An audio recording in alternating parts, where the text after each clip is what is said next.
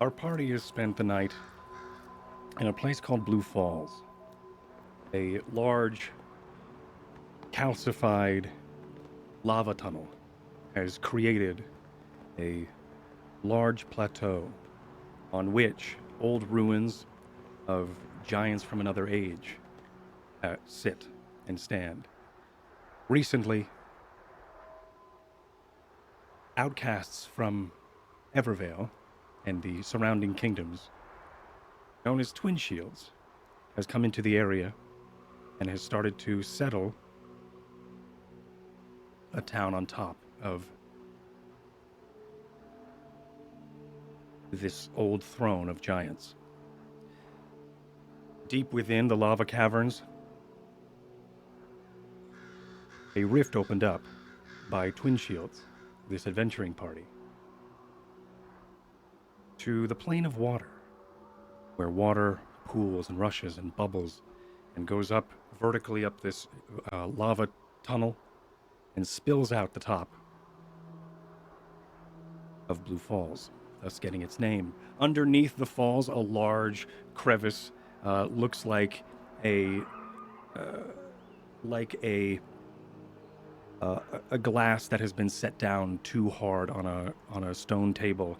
The bottom has a partial ring of cracks and striations that almost wrap around the entirety of Blue Falls itself. There is a large maw where the water spills down and into, which Urue had referred to as the tunnels, which could be traversed. During their stay here in Blue Falls, they've also noticed spell sails, a bouquet of this gossamer, fan-like wind turbines that would spin anti-windward toward what could only be assumed as Spellwind. They met someone named Selray,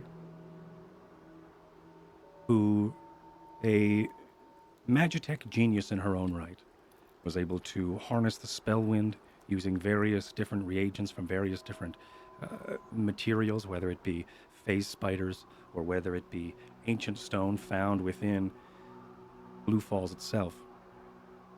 She's able to fashion some sort of conduit or energy transfer device that is able to harness the Spellwind and keep spells going.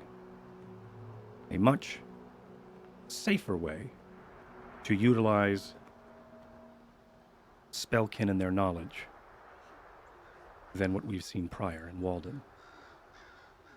The gushing water and the rift is kept open with these spells and the Spellwind and this energy that is being cycled down into the depths of this old calcified rock structure. Unfortunately, the night prior, there had been an assassination in the town. The assassination was of Selray, one who had become close to Smith. There has been touching conversation between the two of them, and Smith was just beginning to let someone in. And just when that happened, we realized that the God King had taken her away. Our story starts today, top of Blue Falls, after the morning rush at the Upflow Inn. Our party leaves into the day, a somber mood sort of spills around the crevices and waterways from which the denizens of Blue Falls reside.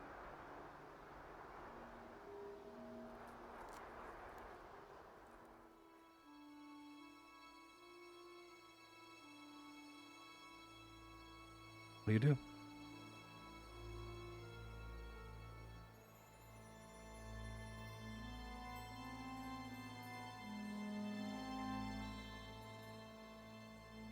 Well, we should probably see if we We can learn anything from Urue about possible hiding locations, maybe. For this, member of the Way of the Grasp. I don't really know where else we can start beyond that.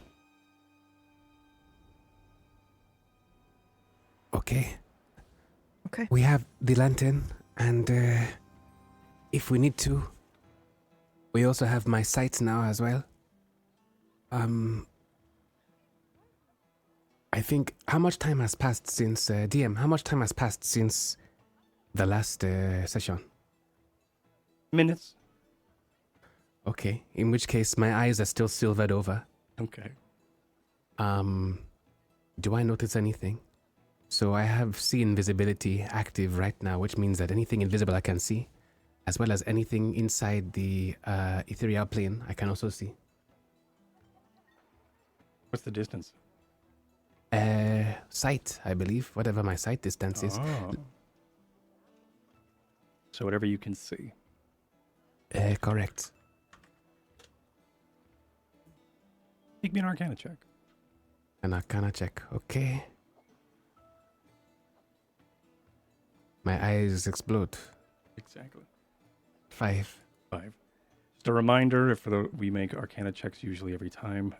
Spells are involved here in Spellwind and the World of Hearth because of the volatile magic that is the Spellwind. 1s could be bad, and 20s could be great. We've had a couple of them throughout the story so far, and it's been awesome. So with a 5, I think...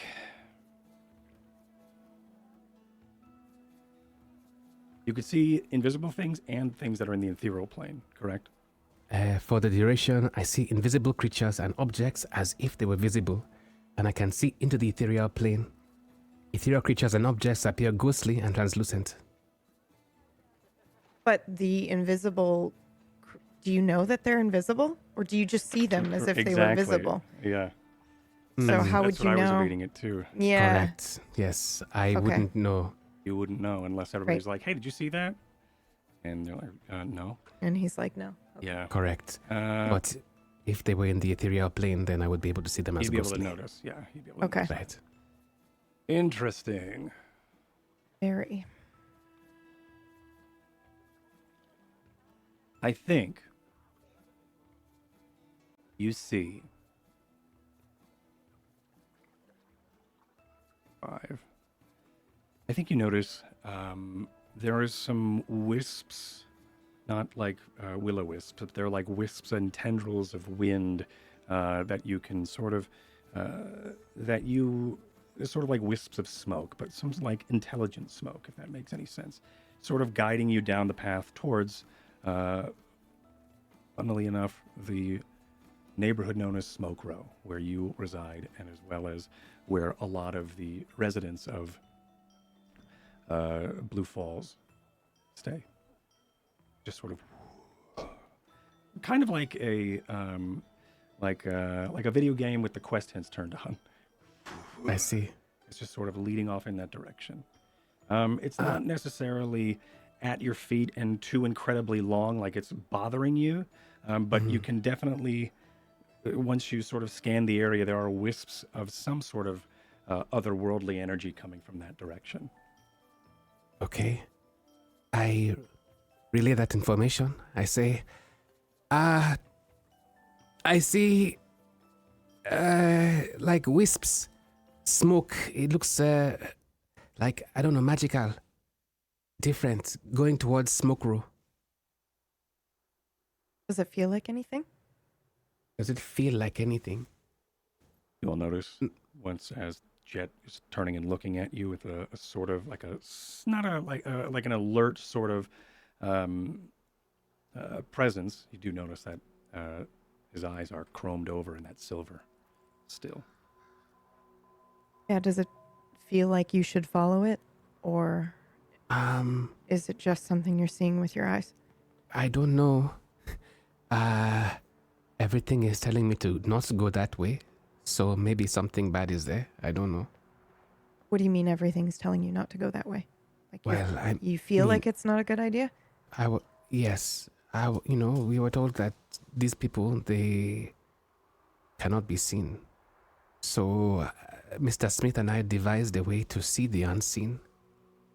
Right now, I am seeing beyond our plane into the other, and it almost looks as if there's a stream going in that direction.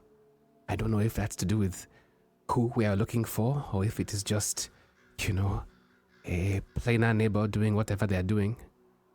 It's just what I can see. Well, we ain't got nothing else on. Let's go. Oh, okay. I wonder if we can lay a trap. Lead on. Okay. A trap? What do you mean a Slapjack trap? on the arm. I flinch. I fly forwards maybe like a meter. Because I jump forwards and I go. And this way! This way! I'll follow. Okay. Alright, so I'm just following this breadcrumb trail. Not necessarily being the most stealthy about it, but at the same time, I'm not being incredibly obvious either. I'm just looking up and following, but also looking ahead and seeing where it leads to. Like when you're driving, you're not just looking at the car in front of you, but also down the road.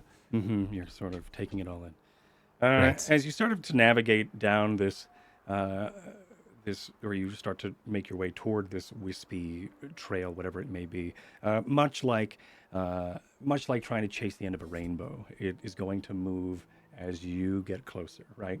Okay. So it could be a perception thing with your eyes. It also could just be how this sort of things. I read the chat, Brad. Thank you. And it could be a perception thing, or it could just be how you perceive it. But as you make your way down and you start to see roaming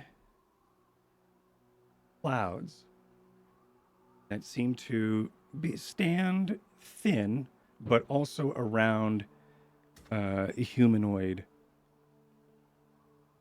height, various heights of them. They start to walk around, and it seems like these people, or these visages, or whatever they are peering toward and curious about a familiar home. One with a seal on the door, with a happy seal being splashed from behind with a large crescent moon as well.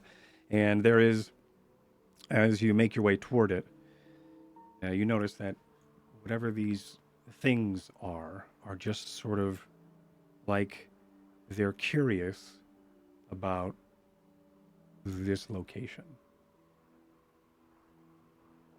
being Selray's home. Okay. So do they lead to anywhere in particular? Have they stopped somewhere? They have stopped. The tendril that you sort of like look around to see if it's leading you anywhere else is nowhere to be seen. But there are these like elongated clouds that seem to just sort of wander and meander in and around the area as you assume that you're looking at something in the ethereal plane.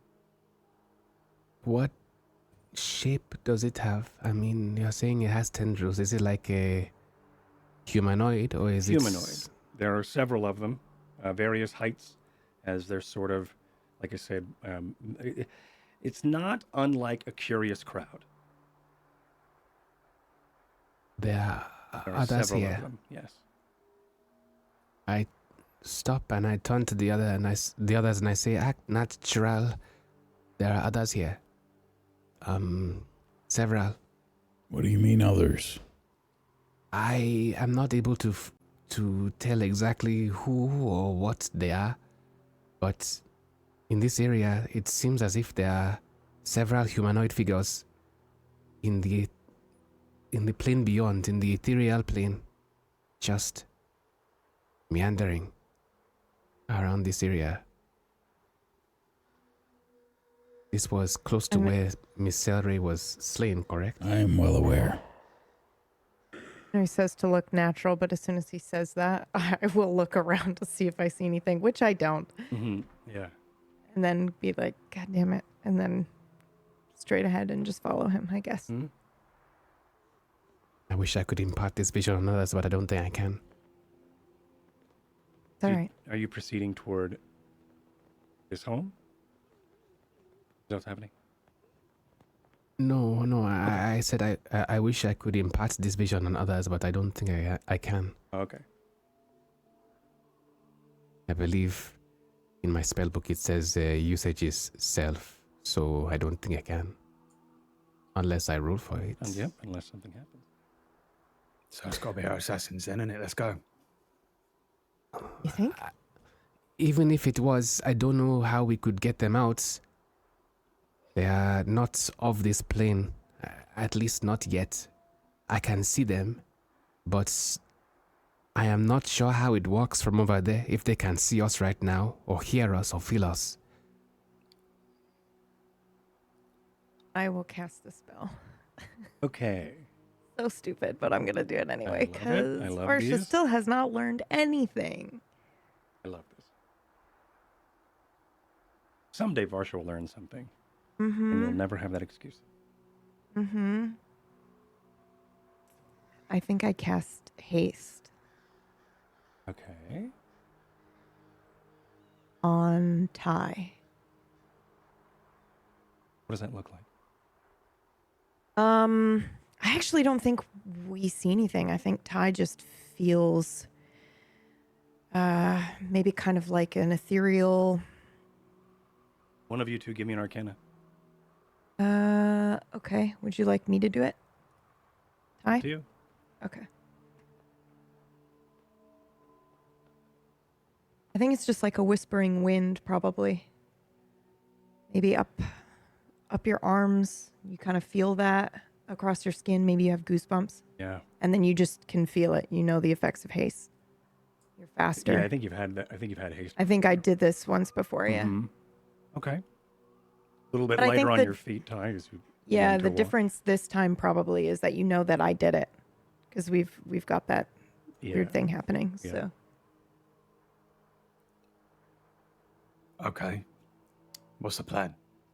and then I'm just like looking around, maybe looking at Jet to see if there's a difference. They can tell when people are using magic, right? I guess if there's some sort of police for this sort of thing. Not police. Janitors. Cleanup crew. Okay. I'm going to look towards where they were, where I saw the figures, to see if they reacted to when Miss Varsha cast her Haste. spell. Yes. With the transmutation spell, doesn't look like they seem to react. Mm. It seems as if you are trying to cast a beacon, they did not seem to see, feel, or care. Okay. How close are you to the house at this point? Just A stone's throw. I think I'm not sure in football fields how much that is, but it's not at the door. how many elephants are you away from the door? Right. I think so. The door does open. Whack, if I can get a door. Thank you. So the door does open, and backing out of it is Dosane, the same dwarf that you've seen before. He has a coiled, dried, petrified eel, it looks like, around his neck, and his beard has been parted and is going over his shoulders to sort of show off that pendant or so. But he backs up. He still does have that. It does look like it's been a salt sprayed navy robe with that gold piping or that gold trimming on it still. As he sort of backs up and turns and looks at you. Oh, how was full? Did Brocade fill you all up?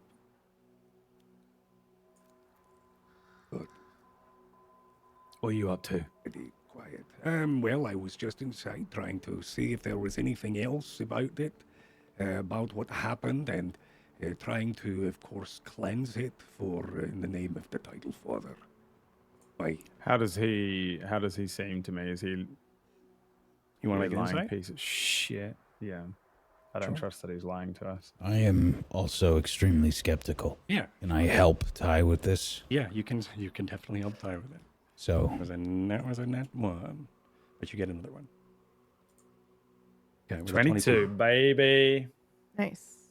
I glance over at Smith. The two of us just Yeah, just exchange sort of- a look, Yeah. regardless of like, I guess what information you give me. But I think the two of us immediately did it. Share He a backs look. out, turns around, and is like, "Oh!" Ooh, We just yeah. look. We do an immediate like look at each other, and then I guess- necromancer, some Yeah. weird spirits that are all Right. interested in this And he's area. like, "Oh, I and- just so happened to be passing by." Uh-huh. I don't tr- With a So, 22, with your check-in with Smith, to sort of really think back on his interaction and how he said that, he seems to be telling the truth. Did you find anything else?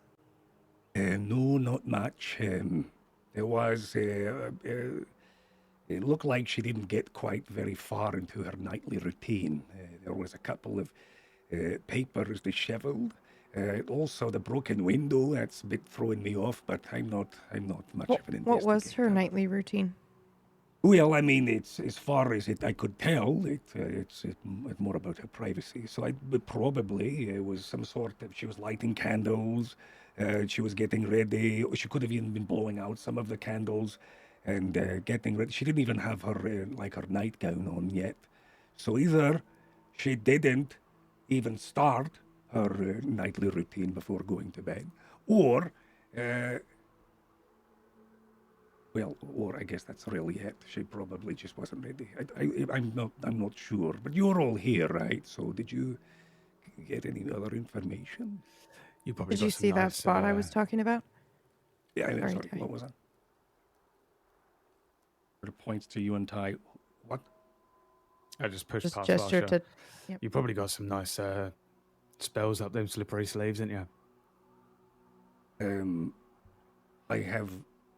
I have some available if the title father grants it to me. Got Did you anything see what that lets you spot that see, I was talking about?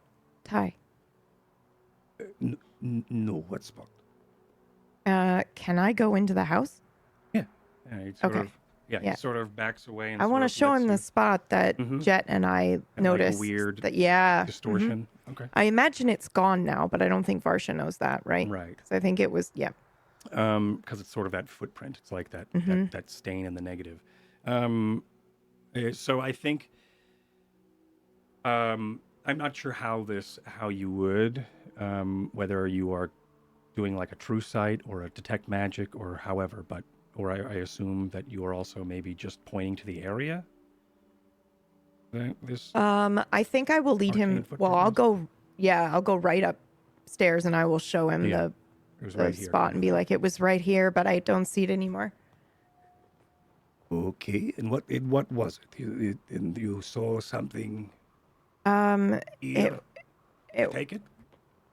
no, it was nothing I could really take. It was like residue, sort of something that was left behind. Did Jet come with?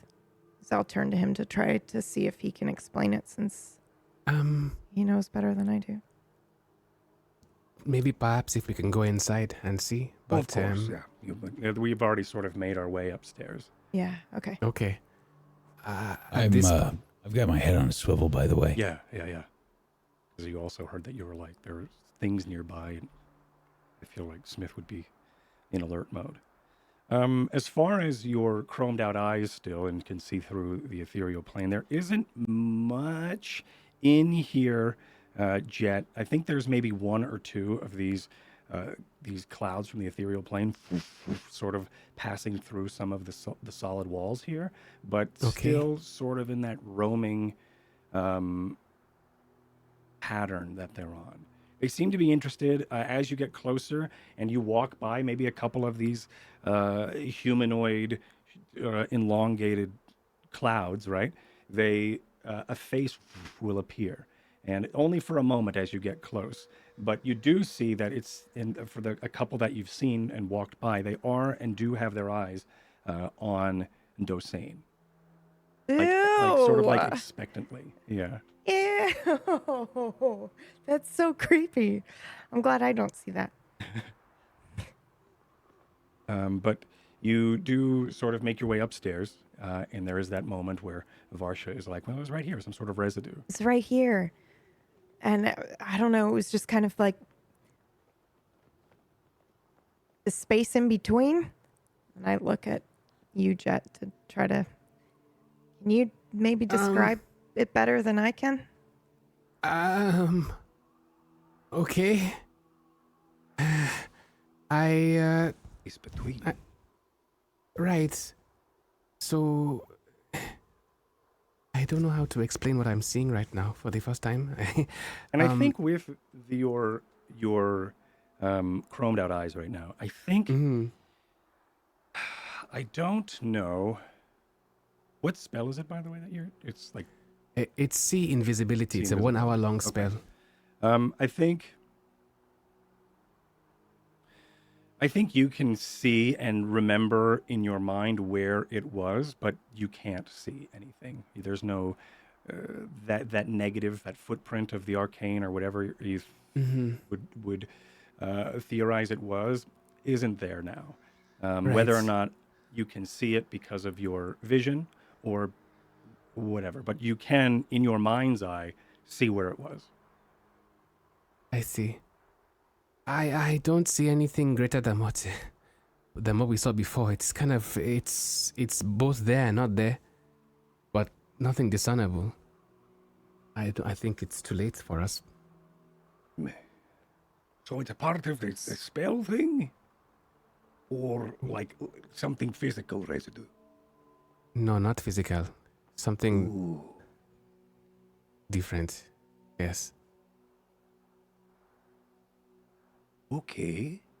What does that other than a really extreme spell, I guess? The only time I've ever seen that before was when we opened the rift down in the thrones, making the upflow.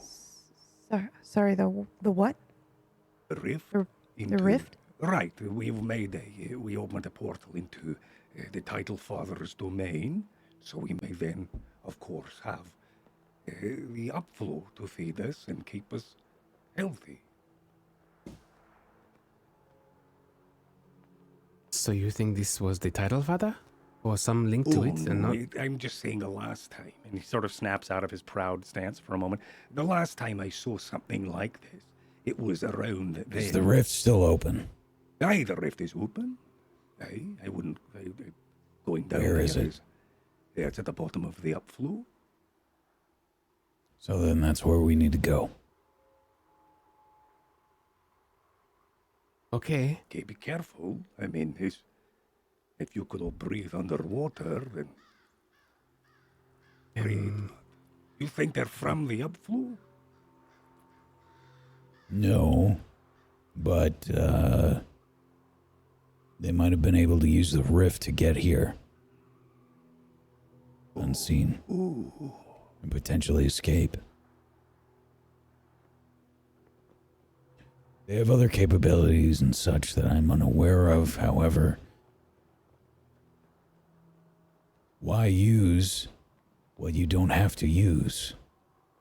If the resources already exist, it's better to take advantage of them. You can also hide your presence.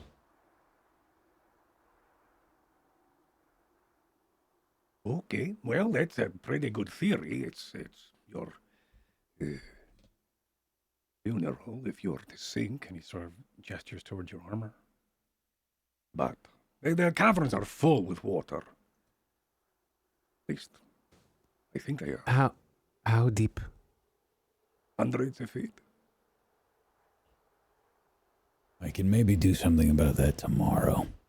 Me too. Oh, this is exciting. Well, let me know what you see down there. And if I'm not sure. Just let me know. I'm very eager and interested to know what the domain is like, and also if you see anything sort of like this residue or whatever. All right, great. I'll Thanks, pay you, Dosane. of course. As he Yep. sort of, Well, you have a nice day. All right. I'll just leave you all here. Yep. Oh, Okay. okay. sort of makes his way out the door. And as he sort of does, you can sort of hear him downstairs lingering for a moment. I think you hear him sort of curse for a moment in Dwarvish, as he would assume. He may have kicked his little toe onto some of the furniture as he sort of makes his way out. And as he does, Jet, you do notice that these things, these anomalies that you've been watching from the ethereal plane start to meander, but more in the herding direction of where Dosane is off to. Almost as if they congregate around him. The beings, the things, they seem to be following Dosane. Oh, great. Is that just kind of what he can do as a, necromancer or what? What's wrong with these fucking wizards, by the way? What do you mean? They're all bonkers, aren't they? Yeah, maybe a little bit. Does he mean like going somewhere physical, or does he mean in a spiritual sense, do you think? Are you actually thinking of going into a rift? Well, If you did, between Mr. Smith and I, we could maybe perhaps allow us to be in there for a little while. Why? I don't know. You think they're down what there? if that's how they travel? I mean, It's even possible. if it is, what? Maybe Well, that's we'll why go after nobody him. sees them until... That's exactly what I was thinking, Marcia.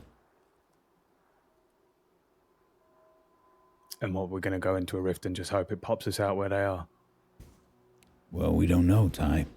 We're just trying What if to it- investigate where there are possibilities here. Yeah, what if it pops us out in the middle of the fucking spell storm in the sea? What if we get stuck in there forever and drown?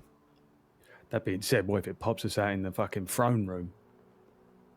Oh my god. Then you What would if get it your can chance. pop us out in the throne room? That'd be pretty fucking useful, wouldn't it? Yeah, it would. I mean, if they use it to travel, why can't we? Well, we don't know what it does. So far, we only have a little bit of information from Dosane. Should we be following him then? Not yet. I want to have a look at something else.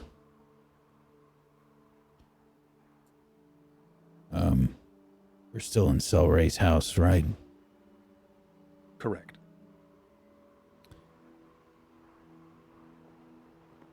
I'm going to see, just at a cursory glance, if I see any of the books that she showed me when we had our conversation about the spell sales. Mm-hmm. You want like an investigation check? Or? Yeah, give me an investigation with advantage.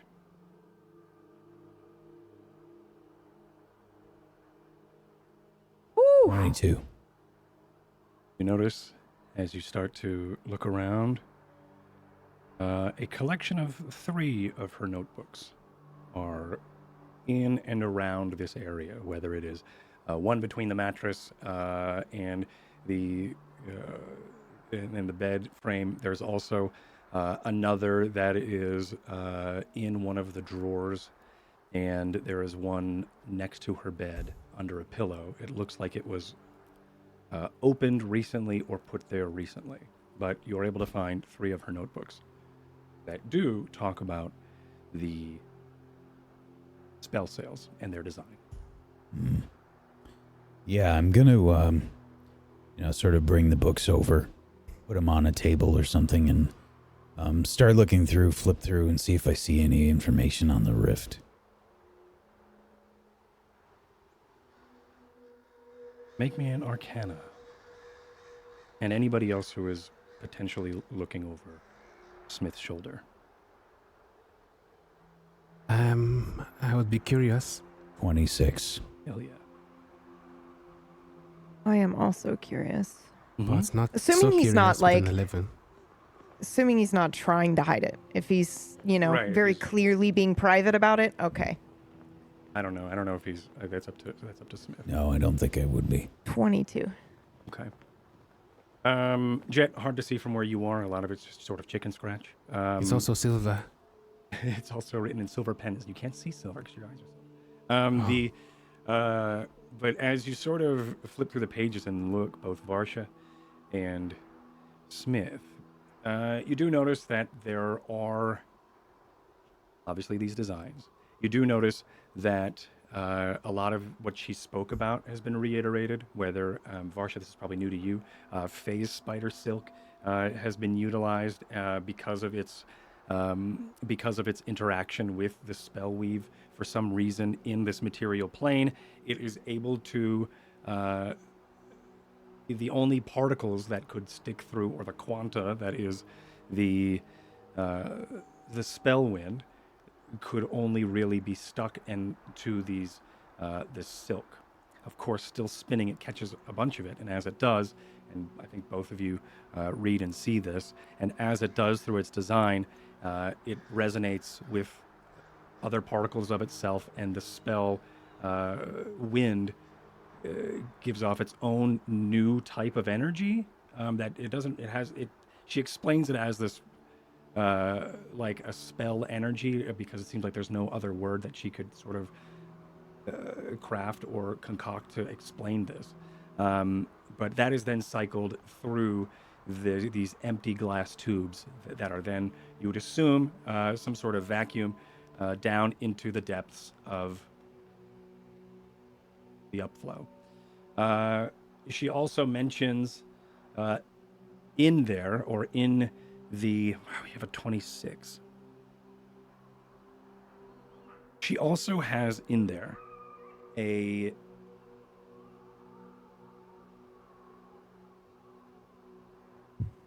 the description, and I think 26. Yeah, I can't not ignore that. So I think with this, she describes, I think, through some sort of code that only you, Smith, could decipher. But you think, potentially, with some more studying, there is a use of a teleportation circle at the bottom near this rift, and you may be able to utilize these directions, whether it's you or whether it's someone in your party, but you think you have the resources to potentially learn how to craft Planar travel, boys! Let's go. Sorry. a circle like this. Mildly excited. I'm gonna take the book. Just a tiny Yeah. bit excited. Yeah, so just flip through and just take all three. Yeah. Okay. It's a lot of these. I think you flip through a couple of the books and you see that it's pieced in through a bunch of these different books, how it's being done. But yeah, that's what I think both you and Varsha sort of decipher. Varsha, you see, I think you kind of piece it together through a bunch of the drawings. Like you're looking at the diagram, but you're not looking at the. Can I do that thing where I'm just kind of like smacking Smith lightly with the back of my hand repeatedly, and then Yeah. it's just like more, like, oh my god, are you seeing my this? God, Like, oh my look, God, look, oh look, look, look, look, look, Just look. ignoring the whole It's time. just completely like, yeah, whatever, dude. I'm just hearing clang, clang, clang, clang, clang, clang as our hand is hitting. Yeah. Like, does that mean what I think it means? I think that means what I think it means, right? What? What is going on? I think it's sort of like a map or compass or maybe both. Smith? If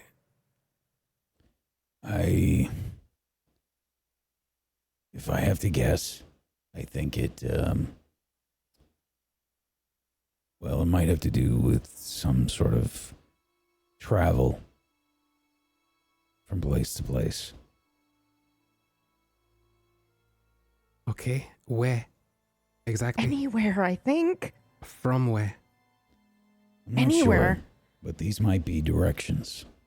Well, and what's Nah. that? That is, from what we spoke about, Selray and I, that has to do with the containment of the Spellwind to power the spell. Right. And that, which looks like a sigil I thing. think that is a location. And this we just put anywhere? We just draw this? I'm not sure exactly of the specifics. I have to study it a little bit more. Right, easy. Charge it up. Plug in the coordinates of the throne room. Send me in. I don't think it's quite that simple. We'll figure it out. You're smart. Why on that. not? Hmm. I'm going to take these books for now. That has to be how it works. Or it has to be some sort of, some way of locating. Right? Because if they're using this space to travel and they're moving from point A to point B, but they don't necessarily know where point B is, then how are they locating it? Is it with the use of magic? Or are Is they this using... Right. But is this knowledge why she was killed? I That don't is know. a great question. To be I able mean- to move like they move? If that's the case, Mhm. then that means it'll work, right? But why did they not destroy this? Could they not find it? It's possible. Maybe that's not why she was killed. But that's a really good point and a really good question. We don't exactly Yeah. know why they did this yet. Could just be brainless killers like me. I don't know what the No. fuck I'm looking at neither. No. They have specific targets. And she was Right. one. We just need to I've figure got out why. specific targets, so no. Mm. Doesn't mean I know what I'm looking at when I get there. I don't know, Smith. Have you ever known them to make a mistake?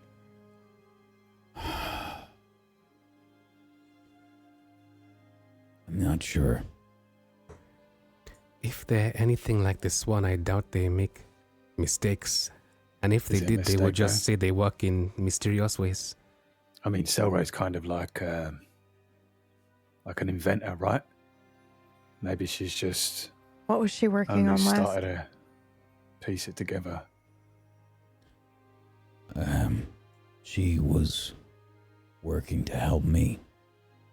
Nah, before that. Because you only talked to her today, right? Or, I mean, one day, essentially. Yesterday. Right. They had to have had their eye on her for longer than a day. Is she a diary keeper? Well, I think these are the closest thing, at least that I know of. I didn't really know her very well. Is there perhaps a log of what she did last week? And I Start don't know. flipping through. As you flip through, it's kind of hard to tell. A lot of these entries aren't really dated. The most recent thing that she was working on, there's a couple of lines about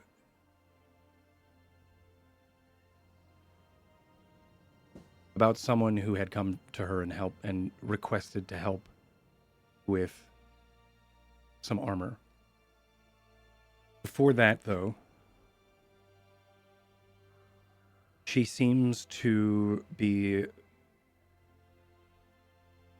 I think she starts talking and theorizing about what other creatures that can be found within the tunnels could also harbor good resources for the good of Blue Falls.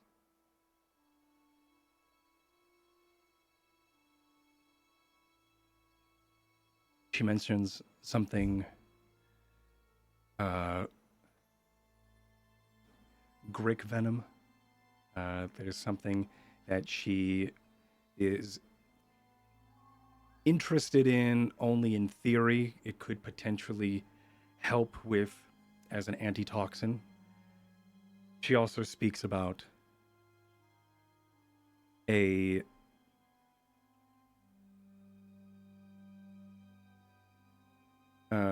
some jelly from an ooze. Whether or not that is some sort of paralytic that can be used for some sort of medical treatment. It seems as if, as you sort of flip through this in this recent sort of her recent sort of notes being taken here, you start to think that she is starting to go down the path of medicine woman here in Blue Falls. She's trying to utilize and find different reagents that could help the town. She has branched away from artifacts and technology in her later pages.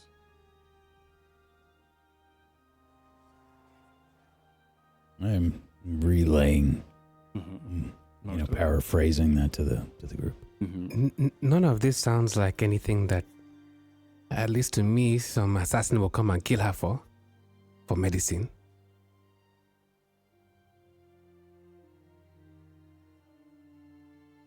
No. No. No, it doesn't. I doubt that. Okay. I'm So what still do we- of the opinion that this is a way for the God King to destabilize this area. I still think that they rely too much on their position here, and that in the fact that it might be quote unquote defensible from the God King's forces and the Sworn. Okay. Do you think they're advancing this way? It's possible. Where were they when we left them? Galfish. Dollfish. How far is that? They had a whole battalion there. If they Not if they too started far. marching, how long would it be before they got here? I'm not sure the exact distance, but my guess is maybe a week. Maybe two. Smith. Those years ago, did they use these people for that? Before the rest came? Should I make a roll for that? What was the question? I'm sorry. Jed asked if the Way of the Grasp were sent as a preliminary force to 9U's.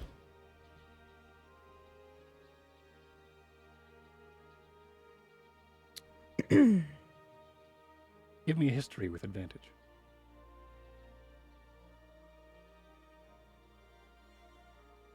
Seven. It's hard to say. They are known to potentially go into different locations. They have had success recently of going to locations and sort of destabilize their infrastructure and the grasp, that is, and then the Sworn would come in and the Empire would come in and liberate the area.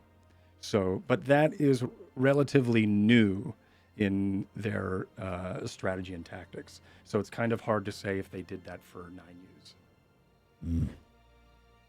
We weren't privy to every bit of information. We had our jobs and they sent us out. I don't know. Okay. So We we cannot gotta- tell for sure. We got a few days head start, but wouldn't that put them potentially arriving here in like 2 days? Well, maybe not that soon. Might be longer than that. But, we don't know if they were headed directly here or not. They might have spread out to look for us in other places. But, the information that Tenno sent them. Might have changed their plans. Mr. Tai, where's your crow? What a great question.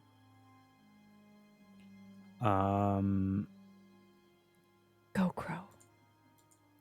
The Go Crow is with our the Crow Pro is with our caravan. Can you see the caravan from where we are right now? I don't say that out loud to you, but that is where it is. I was just giving more myth the context Thank you. of Where it is. Right. where it is, because I left it with them so that I could check in with them every now and then. Yeah. And I turned to Jet and say, "It's with the others." Can you see through it right now? Can I? Make me an Arcana check. Might be a bit far away. I'm not really sure how far we are from the thing. Does it It's say it probably in the the furthest. description at all? Did we even write it down? Probably not. No. What are Let's we talking see. about? What am I I can't thinking? imagine. It just says, if I concentrate, I can see through the eyes of the small stone crow. Okay. So I'll make you the Arcana check. 1 second. 13. Yeah, as The you worst number ever, by the Mhm. way. A perfect number. As you close your eyes for a moment, there is this interesting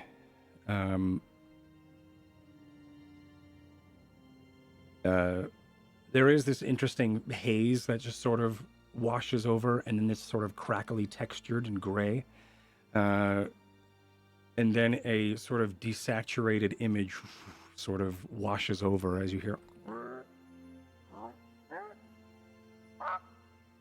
and as a distorted crow caw greets you as Help me. that's it. Help me!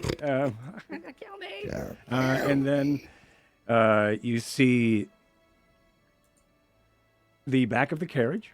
It does still seem like it is in some sort of old caravanserai here at the top of Blue Falls, where they are mingling around the Aftoki orcs, and doesn't look like they are leaving just yet. It does seem like that they may be packing, as if their night has been uneventful. They did their trade, and now they're starting to pack up and head back to Aftoki. So that's sort of just the image you see for a moment, and then you snap back to where you are. Yeah, I can see through it. Okay, just out of curiosity, in case we need it later, I didn't want it to go walkies or whatever a stone crow does. I turned to Smith and I asked, so what is the plan? So your book says that she was researching what? Teleportation, but what does that have to do with the rift that the memo was just talking about? Well, not sure exactly, but all of it might be connected. It could be a combination of the rift, teleportation, a means of travel for these Way of the Grasp. Could all be interlocked. GM, I see. I just realized, do any of the drawings in the book look like the residue that was left behind? Make me an investigation with advantage, or a history with advantage. It's up to you. Oh, God. Of course, 5. 5 and a 5. Mm-hmm, mm-hmm.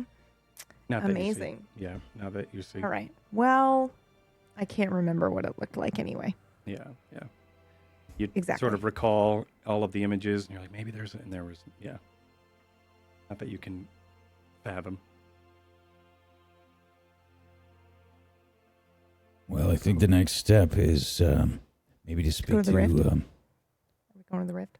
We're going to the rift. You would have to prepare. we We need a should. night. Yes, we will need to wait. If there is a I mean,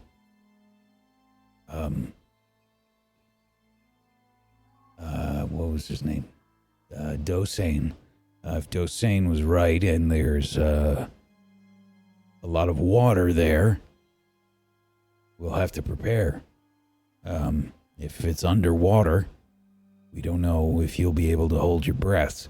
I'm pretty sure I can rig my armor up to get around underwater, but I don't think I can do anything for you.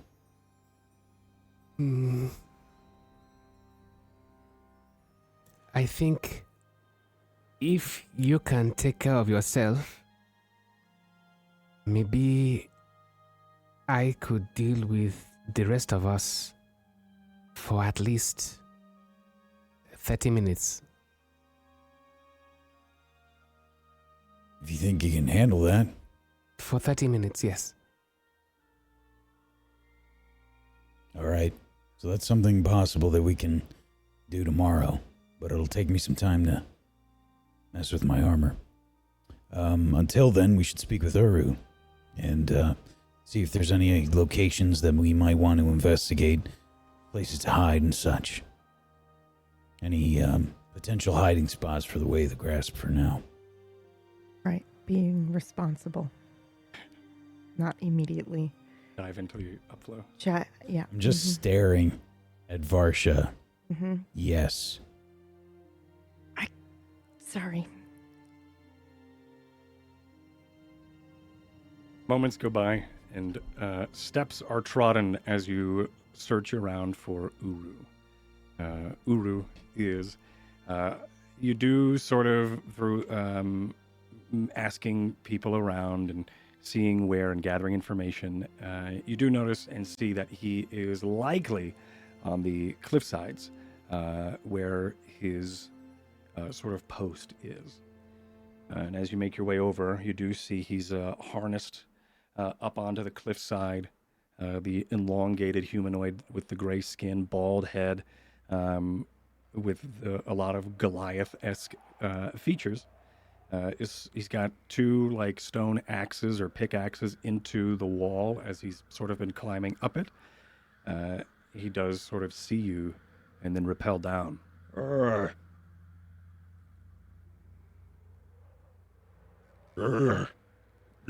he sort of unfastens the harness or the makeshift harness that he was in, and he sort of unclips and makes his way over to you. I see you're still here. Can we talk to you for a minute? Yes, of course. And he makes his way over. Yes? Look, we're trying to see if we can help this place, and we're looking to see if we can figure out where if there might be any locations that you're aware of that would be good hiding spots. Potential bases of operations that remain fairly out of sight here in the city. Base of operations are different here in the city. Yes, someone wanted to hide. Where they might do that. Unfortunately, there are several cliff sides and things. But there isn't a place I wouldn't. I've been all places this morning, and I'm still on my way now. And he points up toward the cliffside that he's on, and it does seem like he's been. There's a rig there that of course, lets him up the side of the cliffside. But also, he gestures that it's sort of like what he's doing. He's sort of scouting and patrolling these areas. If you'd like to join, you may. But I'm looking to see if there are anywhere these assassins can be hiding. We've got a few things that might be able to help. I don't know if this is the... if it's a good idea to split up, that's probably bad. So I think we definitely should stay together for now. If any individuals among us begin to get picked off By the way, the grasp. Well, it might be a difficult fight to say the least. So maybe that is our best bet for now, and I look to the rest. We'll help you look. Fine. You can climb?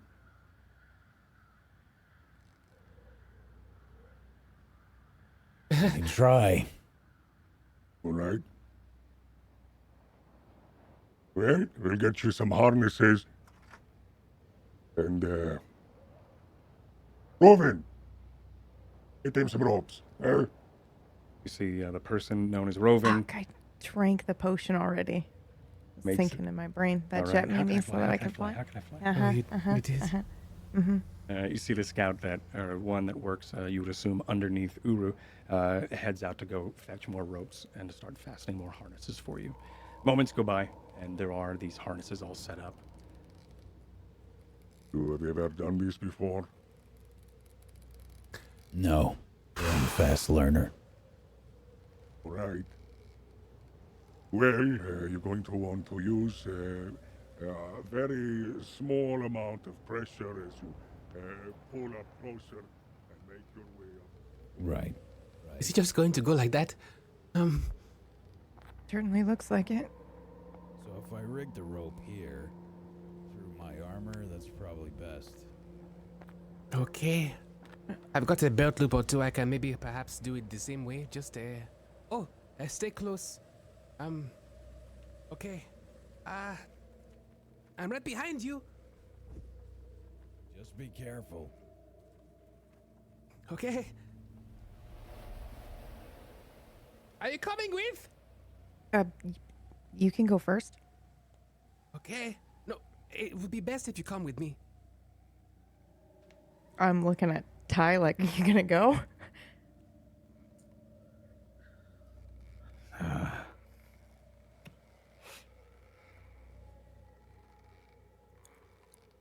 All right. I'll go with him then. I point to Jet. Okay. Climbing buddies, right? Take the end of this rope and loop it through your belt buckle. Can I roll a dice, GM? Yes, you may. No, you may not roll. Can I do this really well, like I've done it before? Sure. I do. I just walk up to you and set the whole thing up. Just, And then I readjust a little part of your harness there. You would have I died think- in a breeze, wouldn't you? I guess so. Would you like to take the lead then? No. Okay. All right. It's Fasha. Are you coming too? Mm-hmm. Okay. Just like the prison, right? And I follow after Mr. Smith. all right, give me athletics with advantage, everyone. Acrobatics for you, Yeah. Ty. So I'm watching very intently on the way that Urue's doing this. Mm-hmm. I'm studying him very well. I'm going to use a flash of genius on Of myself. course.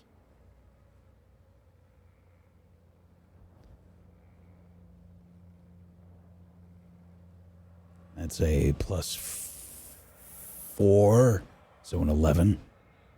Wonderful.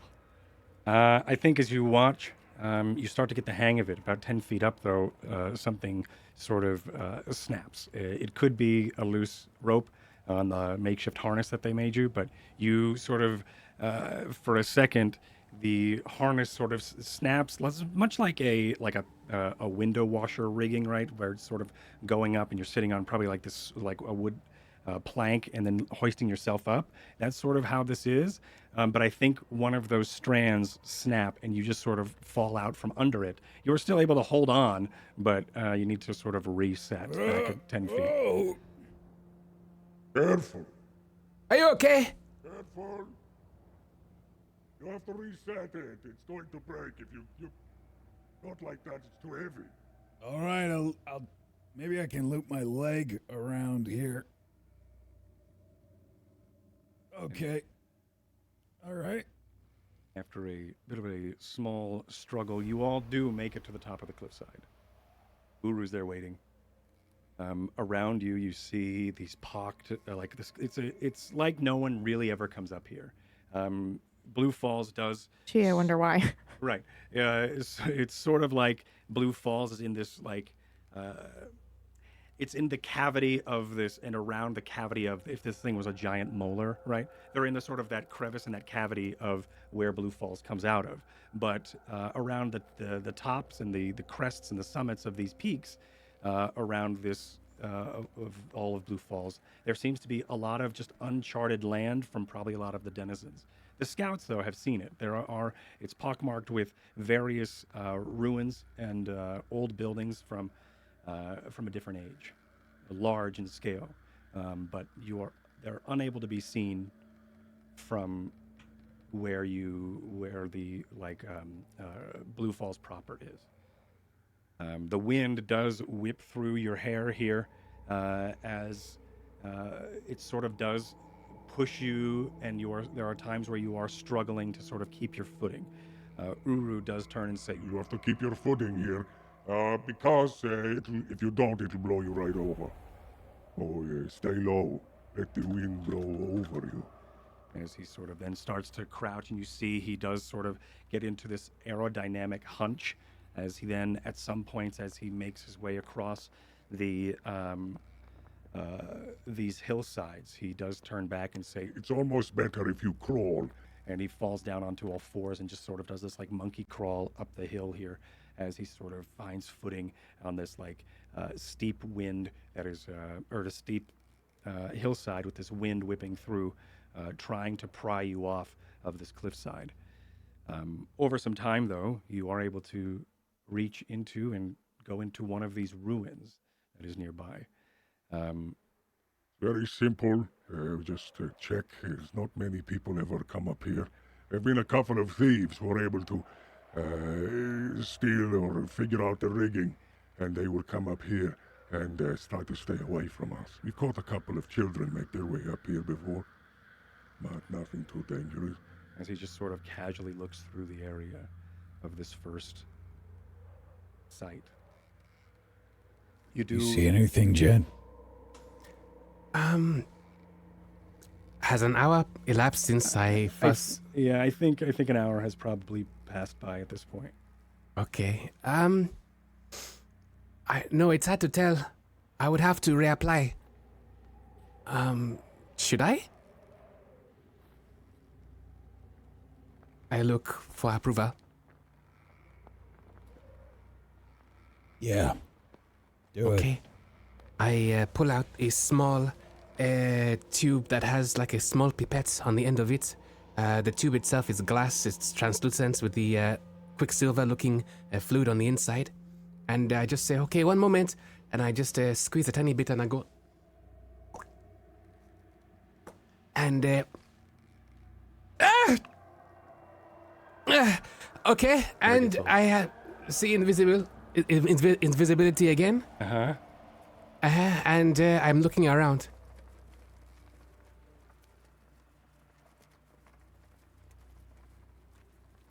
That was the verbal component, by the way. That's is a really good component. Could you give me an Arcana? Okay. 16. 16.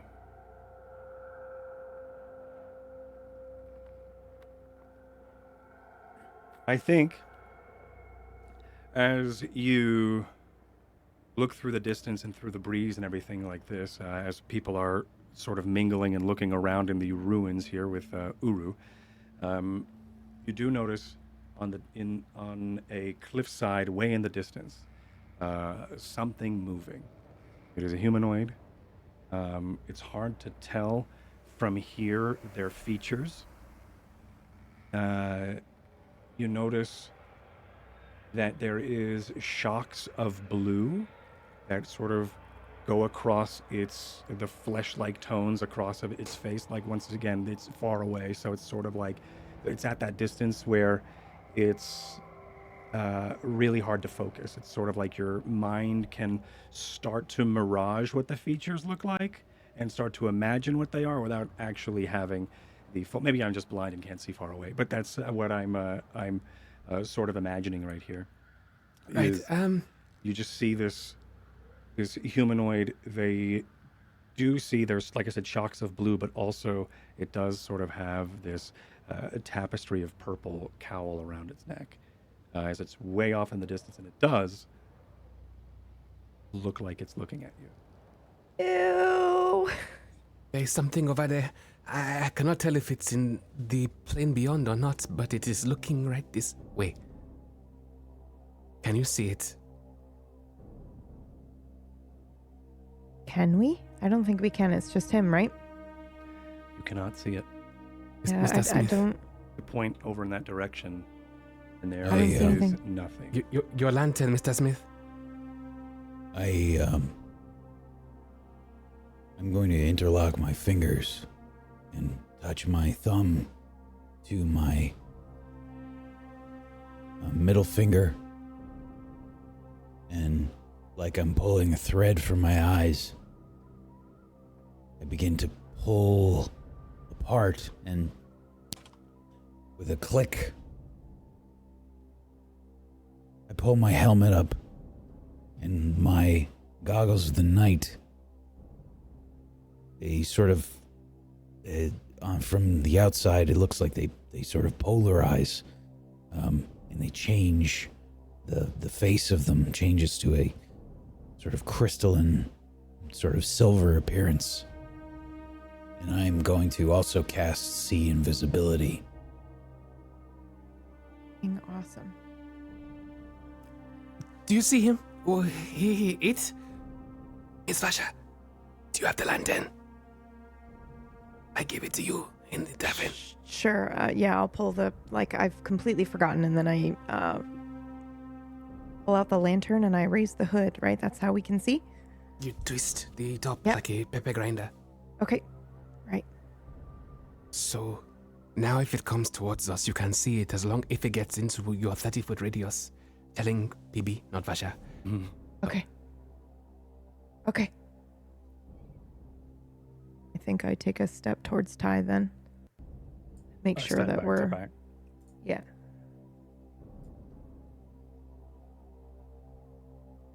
Okay. Once that is done, I am, is there, just to describe, we're on top of the cliff right now? Is that correct? Yes. You are on top of a cliffside, or at least on a hillside, where there seems to be pocked old ruins of giants. There is also, in the distance, there are slopes around. There are like rolling hills of rocks, and I think off in the distance, up on a hill in the distance, there would be a figure, including you, Smith, would be able to see it now as well. There is a small figure. You can see that there is some sort of features of this cyan, this light blue, that also seems to shine brightly even in the shadows of this creature, which means there's a good chance that it is emitting some light. There's also a blowing like cowl around its neck and robes as it's just sort of staring at you in this very cinematic. Do I get the impression that this is the way of the grasp? Oh, for sure. Okay. You've seen this before, and you immediately, or not this person, but you've seen this, you've seen these features before that immediately remind you of Ariok, that encounter you had back with the grasp. Yeah. So what I'm going to do then is I'm going to say, okay, I need everybody to stay calm. And I know that's difficult, but look over here like we found something. Urue, Can you look? Can you look over here at the ruins? Take a look over here. Did you find something? Yes, I did, and I need you to remain calm. Everybody walk over here. We're gonna use the ruins to try and hide ourselves for now. And I'm gonna position myself so that the ruins are between us and the way of the grasp, but I'm going to keep my peripheral vision looking around as much as I can. I'm worried that this person is not alone as well. Okay. But I'm going to, once I've sort of gotten people to start moving, like we found something in the ruins, like some kind of clue. I am going to, I'm just going to, start to say, that would be the way of the grasp that you see. That blue light, that swirl of clothing, that's them. We need to use the ruins to our advantage for right now. Urue, are you, what are your capabilities? Capabilities, I can get my owl to come and help while we fighting. And how do you fight? Distance is better. Alright. Then I want you to find a good location to take some long-range shots. Ty. You and I. I'm going to, I think I can probably make it so that the both of us can go in invisible. Sign me up. Varsha, as soon as you see the fight start, you can see Ty and I start any sort of commotion. You feel free to join. Jet, you support. Okay. When they attack, they have to come to us, right? They gotta be here. We'll be able to see them. I don't know. No, They can don't. attack us from the other side. I think they can attack at least. I thought they were like them spiders. I mean, I don't know Prepare how. for both. I don't know exactly what their capabilities are, but it's believed that they killed Selray without any sort of physical confrontation. So they have at least that ability, and they have an ability to potentially move distances. So getting the jump on them is important. I can't see them without the lantern. I'll have to stick close to Varsha, Urue as well. I could open for us. Raise my cloak to them, and they see a familiar green vial.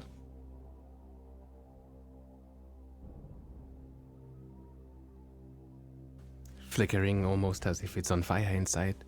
I'm gonna. Can I fasten the lantern to Ty? Ty fights up close, so I'll be able to see wherever it is if Ty is near it. That too. If it is not ethereal right now or invisible, it's hard to tell. DM, can I tell for certain if they're invisible or ethereal right now? You can't quite tell. The confirmation of Smith doing this gesture and then being able to then confirm makes you think that could be invisible. Okay. Alternate battle plan. Smith, aggression, just unrelenting.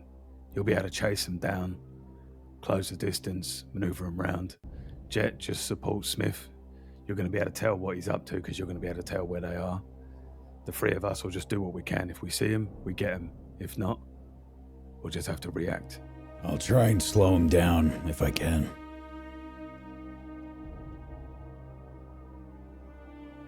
Okay. I suppose we'll just follow you. All right.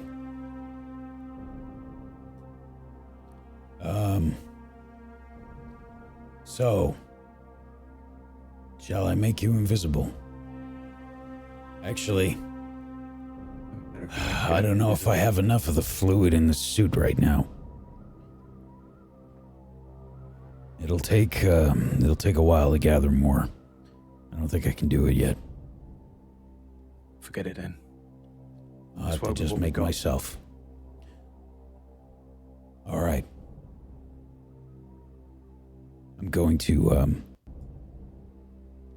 just begin to turn various bands of the armor, and then there's probably just a kind of sound that happens as you see this sort of spray, the mist sort of dance about me, and as it lands on my armor, you're going to start to see it turn iridescent for a moment, and then it just sort of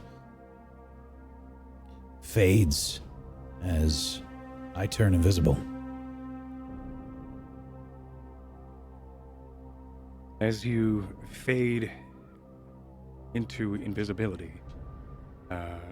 Jet, you notice this figure, as this sort of happens, responds by sort of cocking their head. They noticed? Well, we tried to position ourselves to use the ruins to our advantage. Oh, of course. But like a spider, they can sense Ew. when something plucks the web. Mm. And that is where we are going to take our break.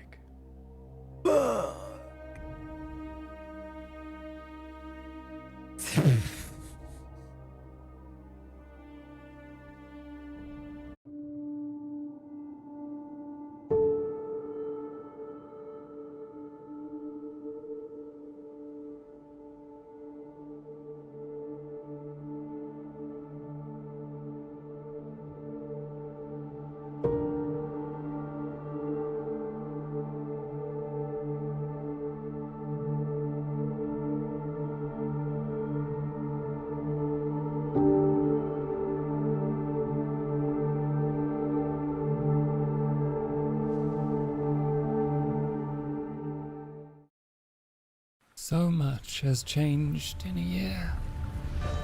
But not everything is as it seems. You're going to have to put your faith in me. Great sacrifices were made in the name of a ruler whose grip tightens on the throne. He has bullied gangsters, manipulated politicians to consolidate power. Because power is only achieved on the broken backs of those who believe they have no other choice. And this is the way a god will be raised. Because what is more powerful than a god? But some rules still apply to gods. As above, so below. A revolution is coming.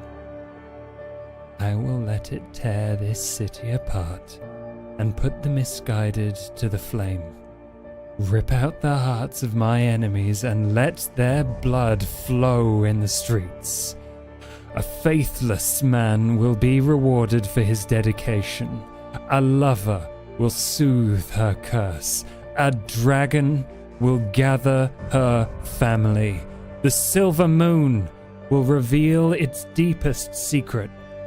And the blood of the innocent will seep into the earth and awaken a hungry god.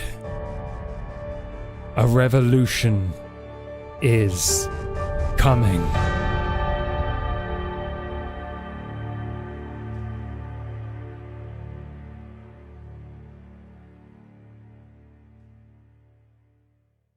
Along the Sword Coast, at the northwest of Faerun, in the Forgotten Realms, lies the city of Luskan. It is known as the City of Sails, and was once a bustling city, but now It's a shadow of its former self. It is a place where pirates, thieves, smugglers, and the host tower of the Arcane Brotherhood reside. Snow falls, and a cold wind blows across the port, and such a thing is not unusual in the month of Nighthall. However, on this day, a strange figure stares, crestfallen, as the doors to the host tower close in his face. Table Story presents Rime of the Frost Maiden. Hello, Dex. When were you born? I know you, little one. Your eyes are blue. Your eyes are blue. What do you see? I hear you. Your eyes are green. Whatever you are holding. Does it hurt? You were not this way yesterday. You are not this way now. You are a creation. You are currently creating. You were not born.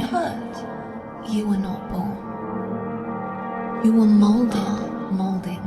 You are molding. You are molting. I know you. But do you know me?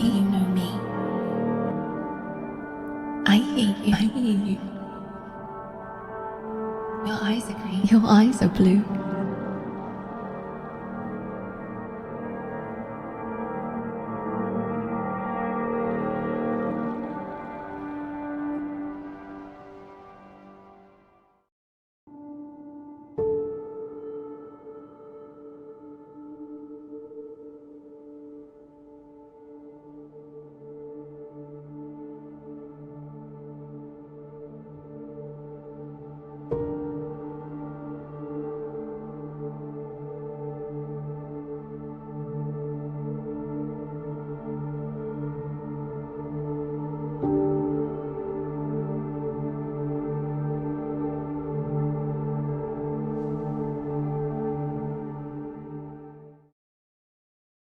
You have all received Virtual Reality Rig VRT Beta. And the premier game for this is Numenera Ninth World.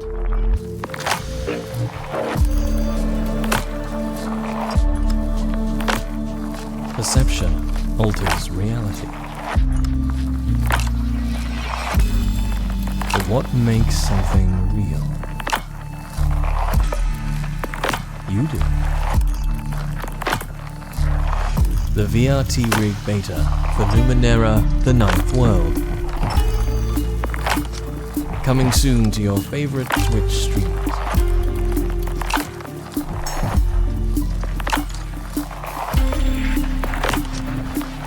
Join them to see a sneak peek of the world's first virtual reality tabletop RPG.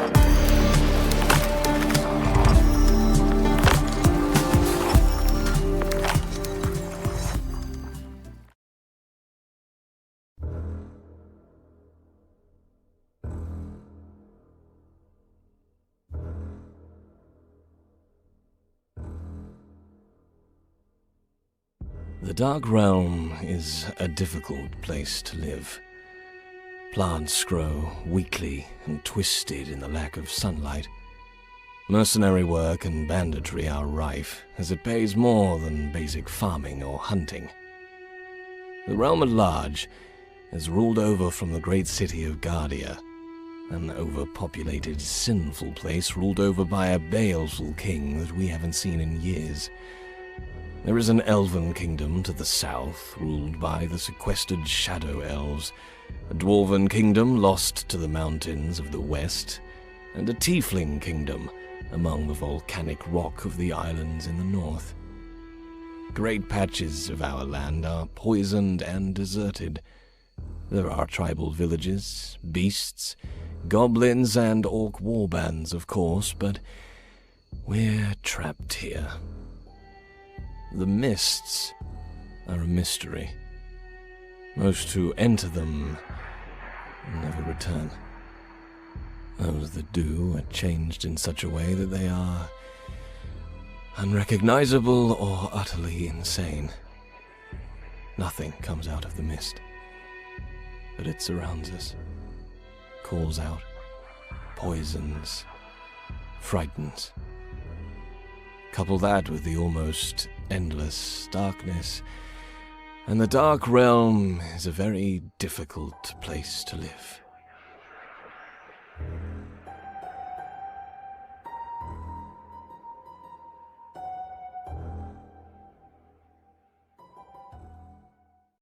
The year is 5016U. After many failures, humanity has reached new heights. Union is responsible for all of it. It is the tyrant, the watcher, and the guiding hand. The Third Committee watches over humanity, but is stretched thin. Threats loom from the Aun ascendancy, overreaching corporal states, remnants of the Second Committee, and other unknown dangers. Union scrambles to cope with the vast size of the hegemony and these threats by relying on unorthodox means.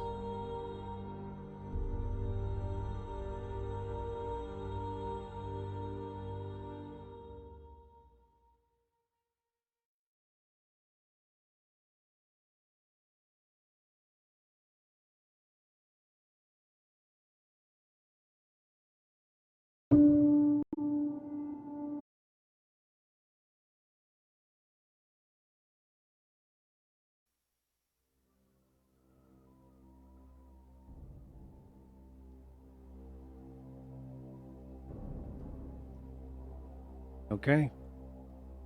So, Smith, as you once again go invisible, the humanoid in the distance, Jet, you're able to see, cocks their head for a moment.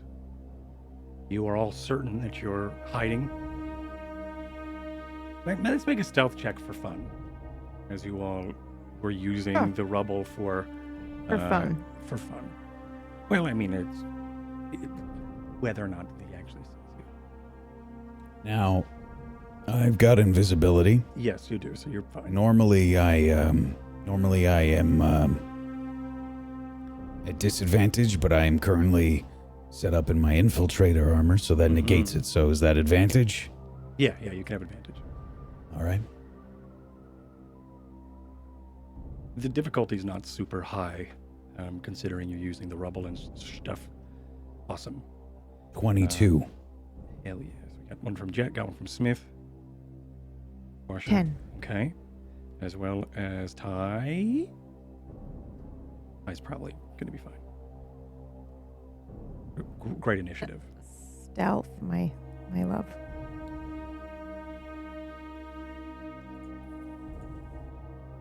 Okay.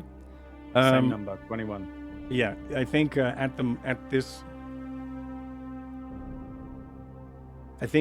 that 10, Varsha, I think, Jet, you look over and you see this creature sort of cock their head, or this humanoid cock their head, and you look back at the group and you sort of just usher Varsha a little bit closer toward you, just to get her potentially out of the line of sight. But 10 is just enough. So, Smith, you go into invisibility. Anyone else doing anything?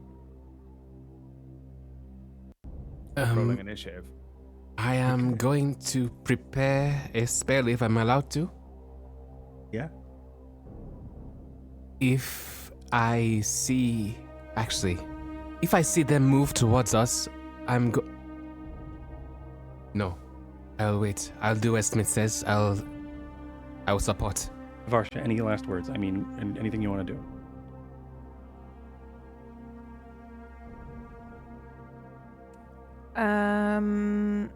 Yes. I will cast Alarm, because they don't have to be visible to trigger that, right? I believe so. I could be wrong. Okay. Let me just double check.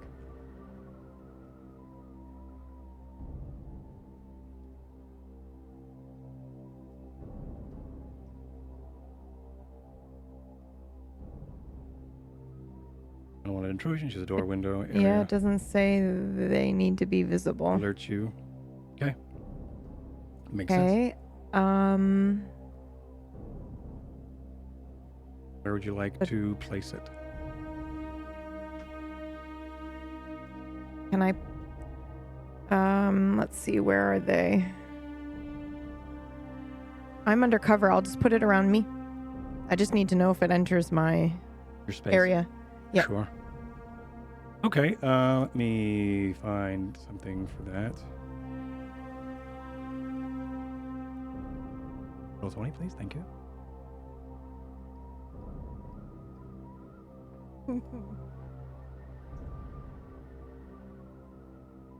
How's this ring of chains? How's this? That seems like really. That seems really great. Mm-hmm. I don't know. So great. I could put this thing. This thing actually looks pretty Nope. sweet. There's nothing more comforting than being surrounded by a ring of chains. Mm-hmm, mm-hmm. Okay, so with that, you cast alarm. I'm not sure how this looks, Varsha, as you cast alarm, but you do. How does it look? I actually don't want anybody to see anything, Okay, so I don't think we see anything at all. make me a stealth check. Oh boy.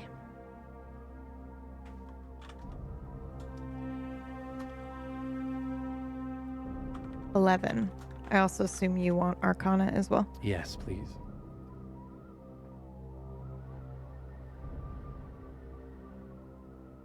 Okay, with a 17.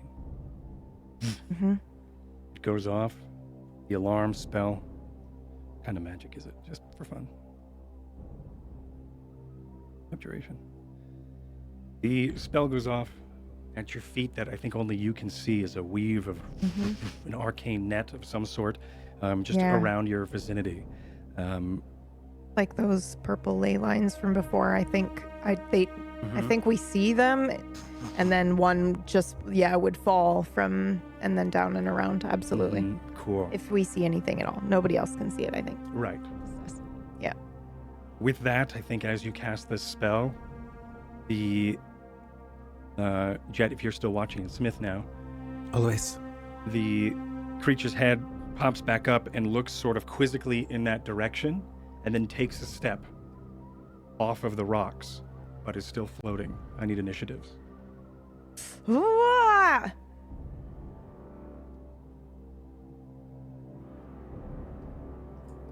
Can I beat the 21? Nope. Wow. Cool. 22. The gods have punished me this day. 7. 18. Okay, I have so many people on this list. Oh, who did this? How do I remove people? Minacchio. I am going to remove the list, and we're going to have to add them again. I'm sorry, everyone.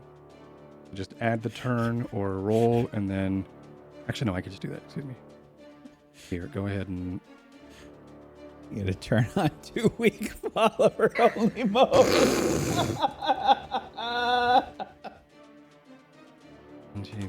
It's the best way to just make sure no one is watching. Can we not? I'm still sore. And I'm sure someday I'll get it. So this is... Well, since you're busy setting that thing up, Perfect. one of my mods turned on 2-week follower only mode 2 weeks ago and didn't turn it off. Oh, So that's good. absolutely nobody new has been coming through to my channel. I played Elden Ring, and on day 1 I got 600 viewers, and on day 2 I got 13, and I couldn't figure out why. Yeah, imagine that. I love that.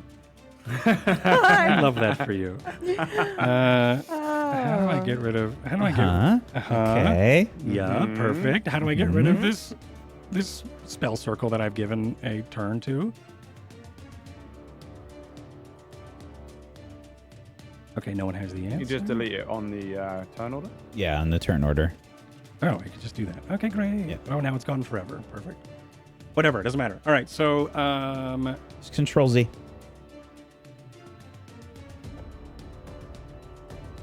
okay, I'll fix it later. Okay, so the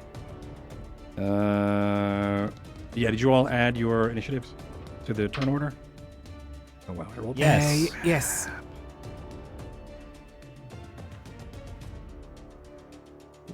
Oh my god.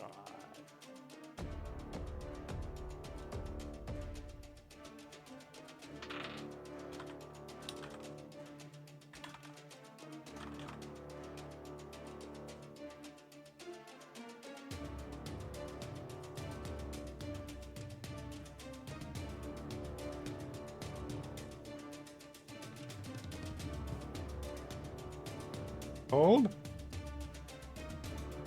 I had a sheet ready and it's probably not available. Yeah. Perfect. Okay. Holding. Holding. Uru got a 3. Good job, Uru.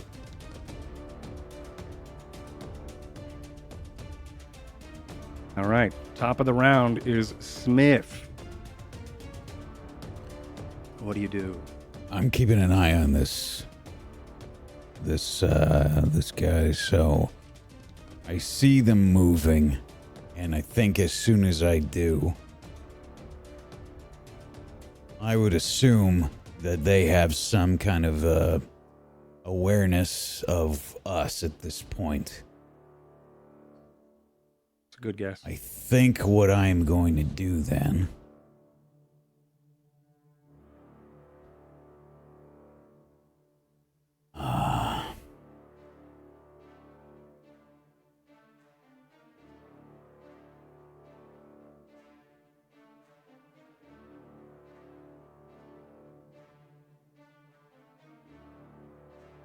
let me see what the range on this is. Mm-hmm. Uh-huh. They're so far away. Ah, they're perfect range. So, what I would like to lawyer here. Okay. Oh wow, in the first round? Okay. Oh yeah. We're gonna Concentration die. spells say. Oh yeah. Okay. Is I'm invisible, Correct. and what I'm hoping for is I'm gonna move to. I don't want to move too far. I think I'm gonna move to about just in range for my Tasha's Caustic Brew. Yep. Right there. Okay, so I'm gonna move to here. And I have plenty of extra movement. So I'm going to move to here. And I am going to fire Tasha's Caustic Brew at this individual. Okay. What Now- do I have to make something? I have to make Now, normally this is a dexterity saving throw. But I would like to argue, since I'm invisible, that they might have disadvantage on this. Let me just see how invisible you are.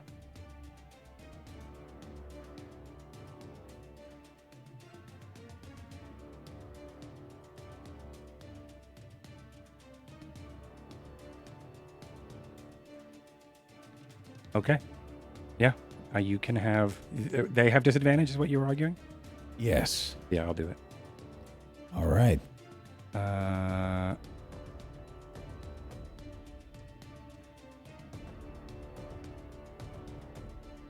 So it is a dexterity save. And that will make me visible as I use this. So I'm moving like briskly, but I'm not rushing super fast. And I'm moving along the rocks here and keeping an eye on them, making sure I'm not positioning myself for an easy fall or anything like that. And I'm going to move forward, and nobody will see it, but I raise up my right hand, and right at the wrist there's a little, like an opening in my armor that I expose by turning one of the rings along the bracer. And I just turn that, and I raise my hand up, and out from that will launch forth this caustic brew, which will require a dex save. Perfect. Okay, dex save. I rolled a 21 With disadvantage? with disadvantage.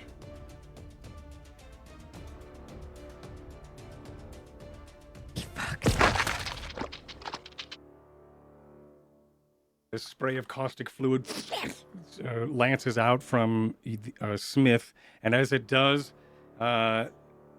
it almost as if like a spray of hose water on a summer day, as it just sort of like splashes out in front in a line. They're able to see it coming as this like line of caustic brew lances out and just lands at their feet and starts to sizzle. And you start to see from where you are, and you can only trace up to where you're standing, but at your feet, you start to see puffs of smoke as vegetation and algae start to burn from the caustic brew below. Is there anything else you would like to do?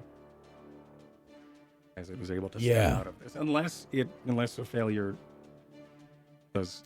No, a failure means it misses. Pass. Okay, yep. Yeah. So I think what I'm going to do then is I'm just simply going to...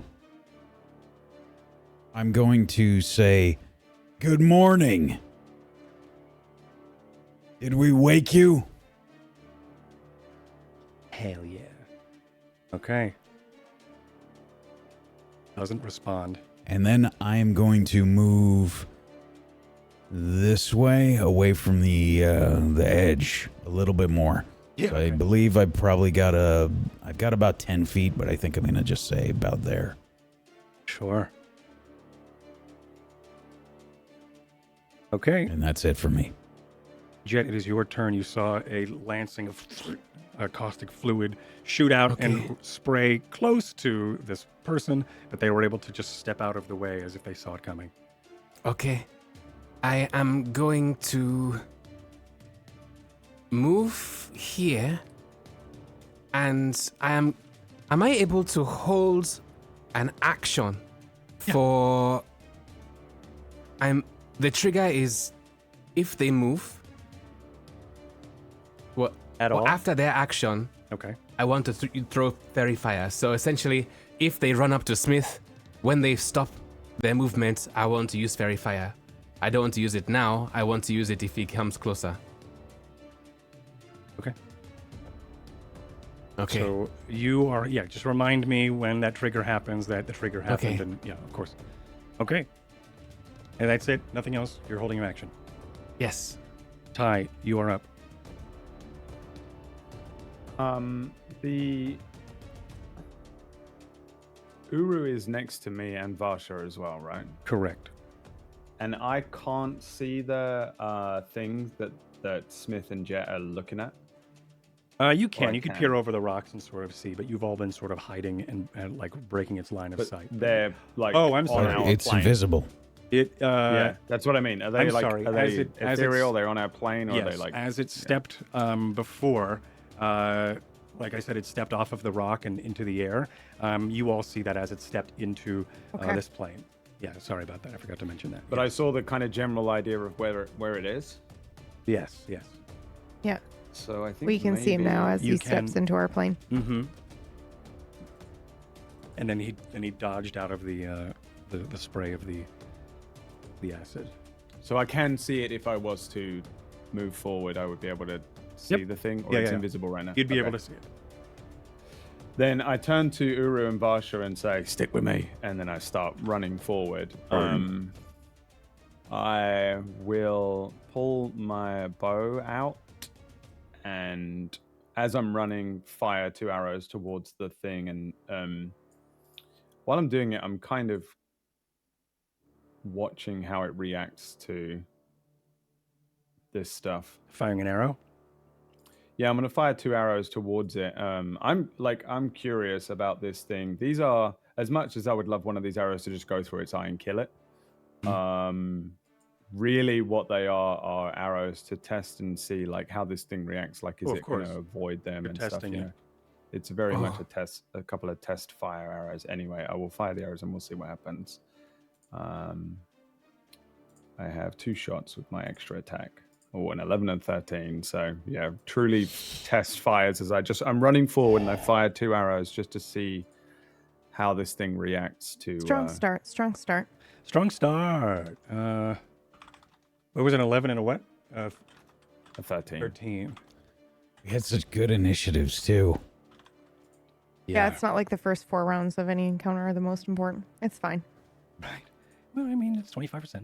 There's still 75% of the important rounds. So the 13 and yes, they're able to just watch as they sail over. I think one clatters sort of at their feet, but unable to find purchase as they were able to just watch them sail toward them, but you missed.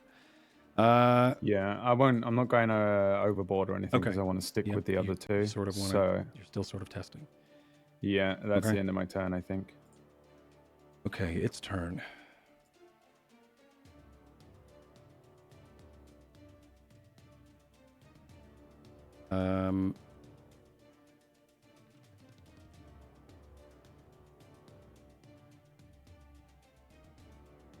One moment, please.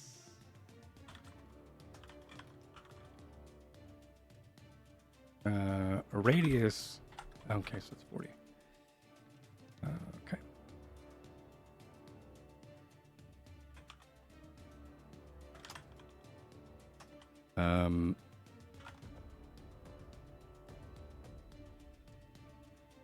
Okay, I think what happens here.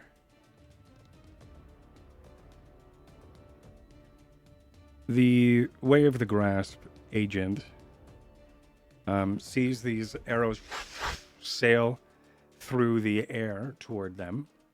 There's now this smoking trail of caustic fluid at its feet as it steps over it, and then it takes out its hands and closes its eyes. You do see, from those of you who have the better of the vision here, you see that its eyes are replaced with like wisps of blue fire as their hands, gnarled and scarred, throw into the air toward you. And as they do, a lensing starts to distort between all of you, about right here,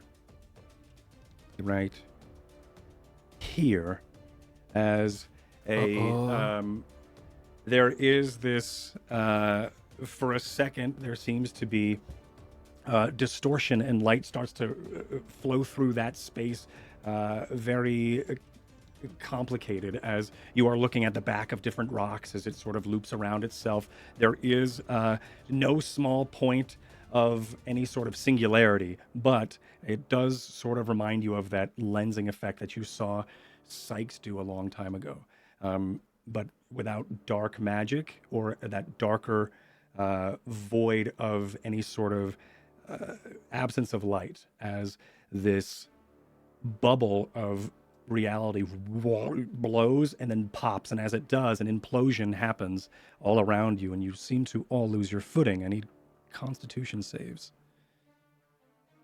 From who? All of you. All of us. Whoa. That's not good. Ooh. 12. It has that big of a radius? Yeah, it's 20 radius. From where Jet is? Wow, alright. Yeah. 20. 20, what is my save here? I got a 6. Yikes. 12 for me. Just looking at DC is 15 here. Oh my. Okay. So you are those who have failed the 15 DC. You do Urue as well, by the way. And Urue, thank you. Makes it. You are pulled to this point in a straight line. And as you crush onto one another. I succeeded, so. Yes. Oh, I'm sorry. Yeah, I was just grabbing people. You succeeded. You were like here, right where this line was. Oh no, you moved a little. Control Z it, dude. Just Control Z it. Hey, look at that. Hey, look at that. Okay. Yeah, so you three slam into each other as reality distorts, and a gravity sinkhole is summoned in that space.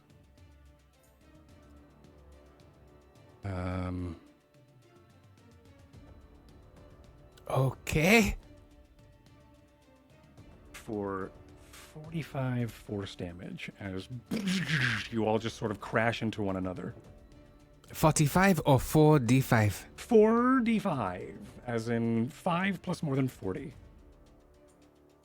5 plus more. 5 more than 40. Oh, we are going to die today. You down?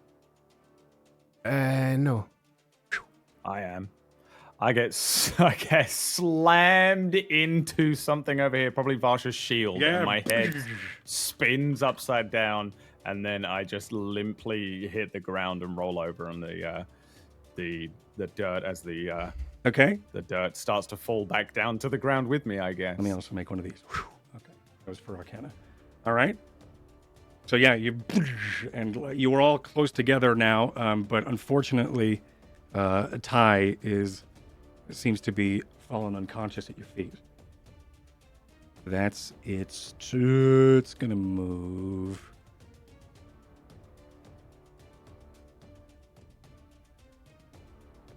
Oh, you're hasted, Ty. You are hasted. Does that change anything? Am I? Surely You it's were been longer hasted, than yes. 10 minutes. No, you were hasted when she saw the thingy. Yeah. No. Does She that alarmed. help me in any way? I think it When does. did you- I think it gives you dex, right? Yeah, but it was con. When did you do haste? Am I crazy?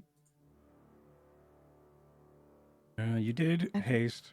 I think it's before we climbed up here. So I don't. Before we climbed It up. was so long ago. It's Yeah, like a yeah. minute long spell. Yeah. okay. It's only a couple minutes long. Oh no, never mind. In combat, that lasts forever, but Yeah. out of combat, it's over in a second. I don't know if this would Never have even mind. helped me anyway, though.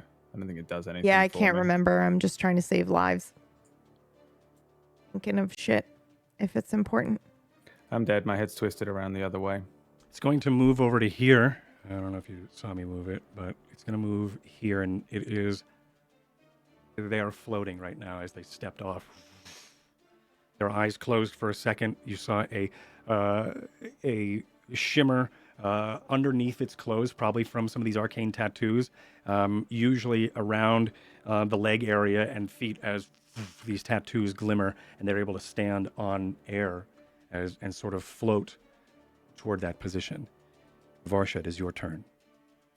You just crashed with Jet as well as Ty.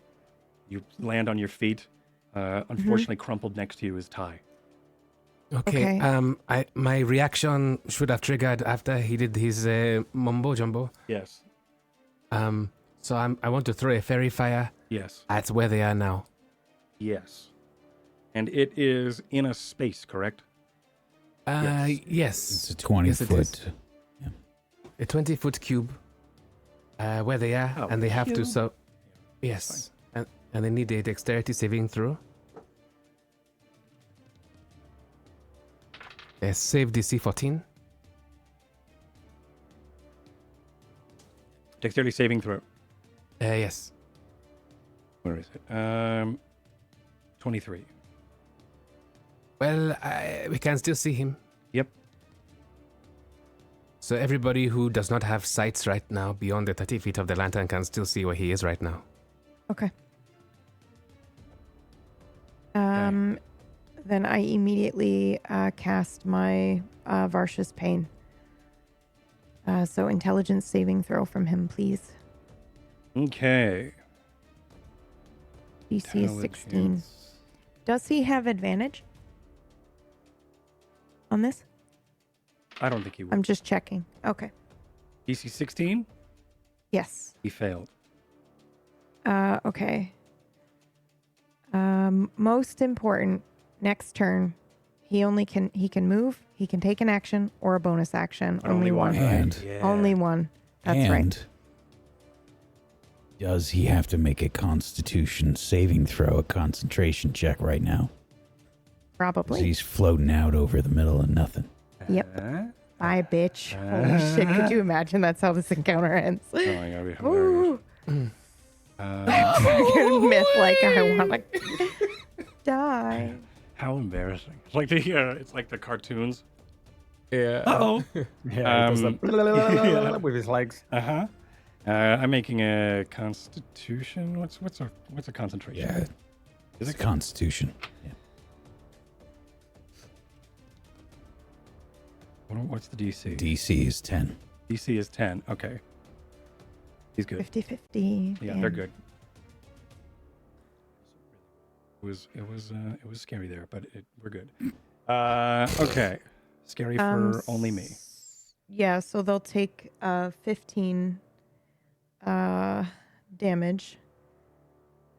Now the question is, do I? Yes, I do. I'm going to go ahead and use spell slot to cast another spell as a bonus action. Do they have to make a save after every single hit on them? Yes. Individual hit. Interesting. Unless they have Warcaster, I think, or something. That is Warcaster. They get advantage. Yeah, it gives them when it's advantage. Warcaster. Because I have that. I'm just going to make a note here. Give them Warcaster next time.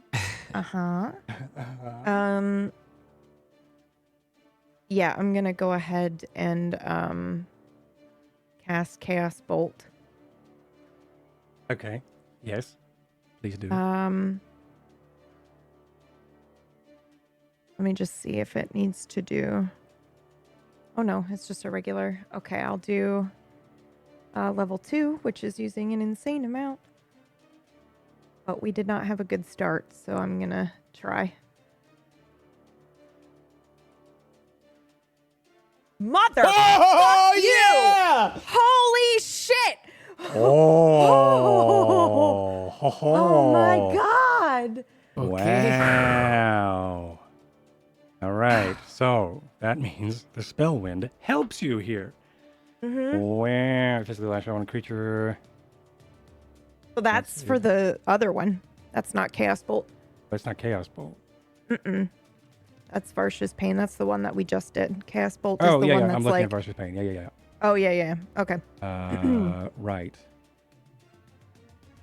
Okay. So, and it takes all that damage, correct? Yes, Well, it that took is... 15 actually, psychic from Varsha's Pain. Yep. Yeah, and then it takes this, but I did it at level 2, and it didn't do the 1d6 extra. But let me just see what kind it took. Varsha's Pain. Choose one of the 1d8s. Is that one of these? This is psychic, right? Varsha's Pain. Oh no, I'm sorry. It was Chaos Bolt. You did this with. 15 psychic damage first. Yeah, This is that. separate. Yeah, okay. This is...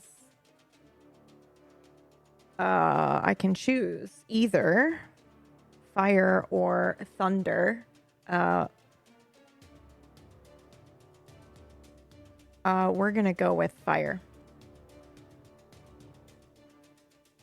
And let me roll the extra 1d6. 3. Okay, so a total of. Trying to think Whack. like what Can else do it. we can do here. Wait. So you have bullshit with your Chaos Bolt. Go to your spells page, and then find Chaos Bolt and the little talk Spam bubble. Hit that. Okay. Because you've got you get some special bullshit. Okay. So this is. It's just the extra 1d6, and I rolled a 3. Yeah. So the 2d8 determines the damage, and that's the 12. But what was the combo there? You did this in conjunction with your Varsha's Pain, which is psychic, correct? That is correct. So I've done 15 psychic, and now the rest of it's fire damage. I am going to interject because of Okay. the Spellwind. I'm going to say it's also psychic. Oh, yay. Okay. So it's Wonderful. sort of in tandem as you sort Mhm. of lance this through. But that's not all that happens. As Varsha, you lance with this psychic energy. What do you send? What image do you send for Varsha's pain? How does 'cause I you have think to, like, I sort just of see throw and- fucking Ty die in my brain. Like he Okay. just gets one shot essentially. And I think that's all that I'm seeing is sort him of, hitting the instead of ground. processing, you just sort of throw Yeah, that I just at- went, well, okay. Uh-huh. Yeah. Okay. And I just react, I think. And I'm probably pretty angry. I think what also happens here, because this is Spellwind. For you, Varsha, you see what's happening around you, and everything goes in sort of this bullet time. And then you sort of throw or express whatever pain it is that you aren't necessarily processing at this moment, but toward this creature or toward this target, so that they may also feel what you are feeling. But Yeah, the because I Spellwind imagine I'm here- feeling some of it too, right? Yeah. Because we're connected. Yeah. And the Spellwind here also seems to interject in a way that is not unfamiliar to you these days. As for a moment, It's you're 39 damage, by the way. Thank you. Plus, It's 47 total. plus an additional 3, so 42 plus your 15 psychic damage. And on this, 42 damage is a... you gotta get a 21 on a con save. Or your concentration-based spells end. All right, let me do that. 21. 21 is the DC. And it's con, right? Yep. We'll get to that. Kill Okay, him. so Kill him. Kill. he did fail. Just smite him Uh, out of the sky. Varsha going God mode. Sorry. So what happens is, for a moment, you start to see the crests of the wind blowing through. You also start to see particles of the Spellwind blow through as well, but then they start to turn white. And then on that breeze also is this sort of this frozen breeze that sort of starts to tickle the end of your nose and the back of your neck, and you start to then, Varsha, and this is Varsha's pain. I think Varsha and those who are directly with her here are also in this moment. You, Ty, are unconscious, but you're still sort of in this moment.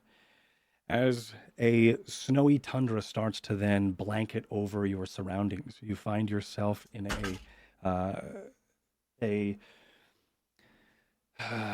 like a formless vision somewhere distant, as you start to see. I'm so sorry, I didn't have this ready, but this is what's happening.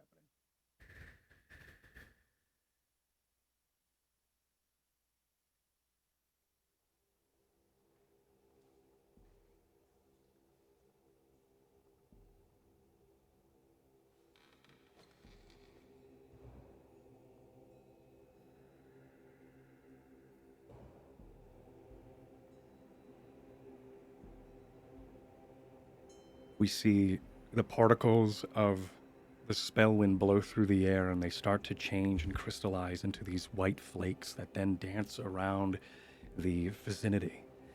The small mountain nearby and ruins of giant, an age once giant, starts to then shift into this very angular tetrahedron.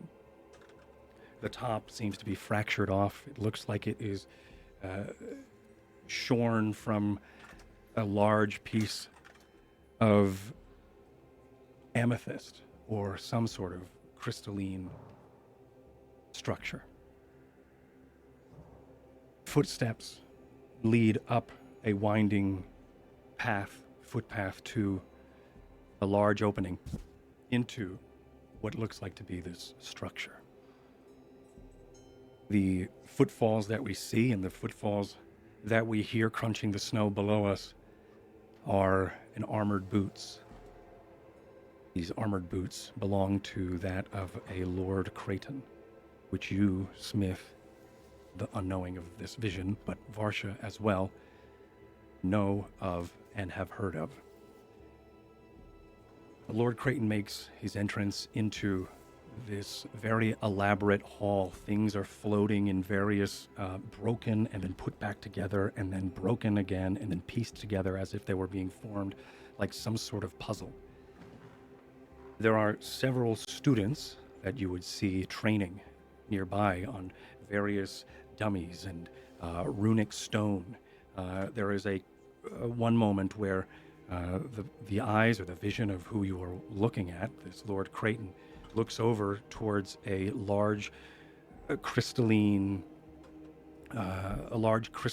type monolith that is then broken in half by one of these trainees. There is silence that sort of reverberates in these halls, except for the fighting and the footfalls and the fist pats of training that is happening here. Lord Creighton walks and continues, his heavy cloak made of the wine-stained purple that signifies Evervale and the Evervalian pauldrons, and a helmet that is resting at his side as if he traveled a long distance. Snow being tracked in from his trek inward. A person approaches, bald, blind. There is no tattoos that are glowing in this moment. Dark blue tattoos that seem to be on their skin. They seem to have dark skin, like potentially some sort of moon elf or drow. Their mouth opens and they speak. Creighton, I notice you have made the trek. Yes, I have. Are they ready?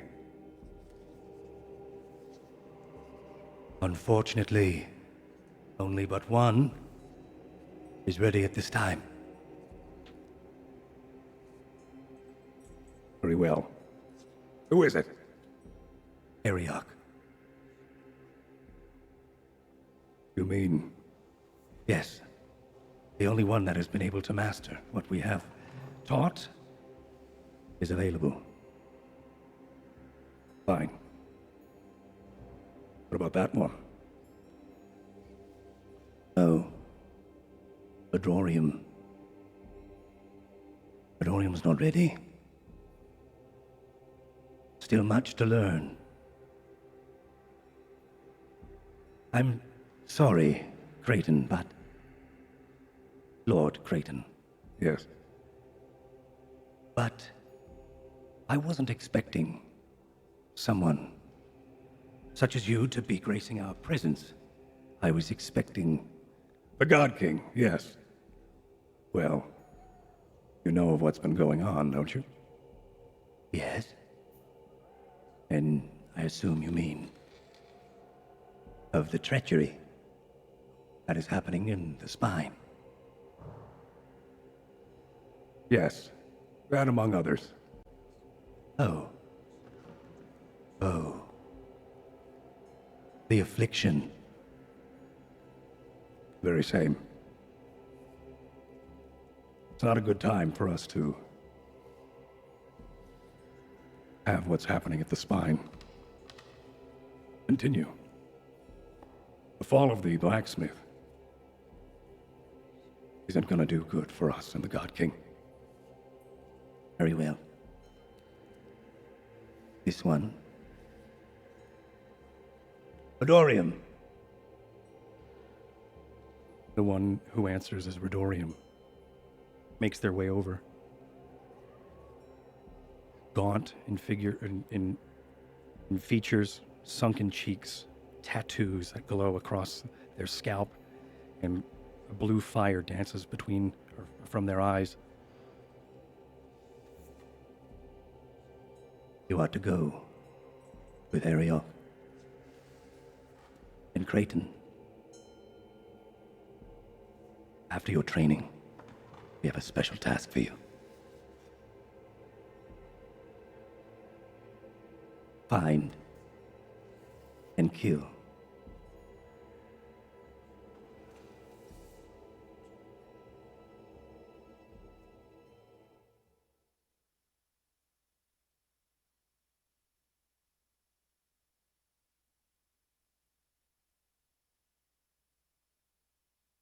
That is where the vision stops, as you are then thrusted back onto the cliffside in Blue Falls.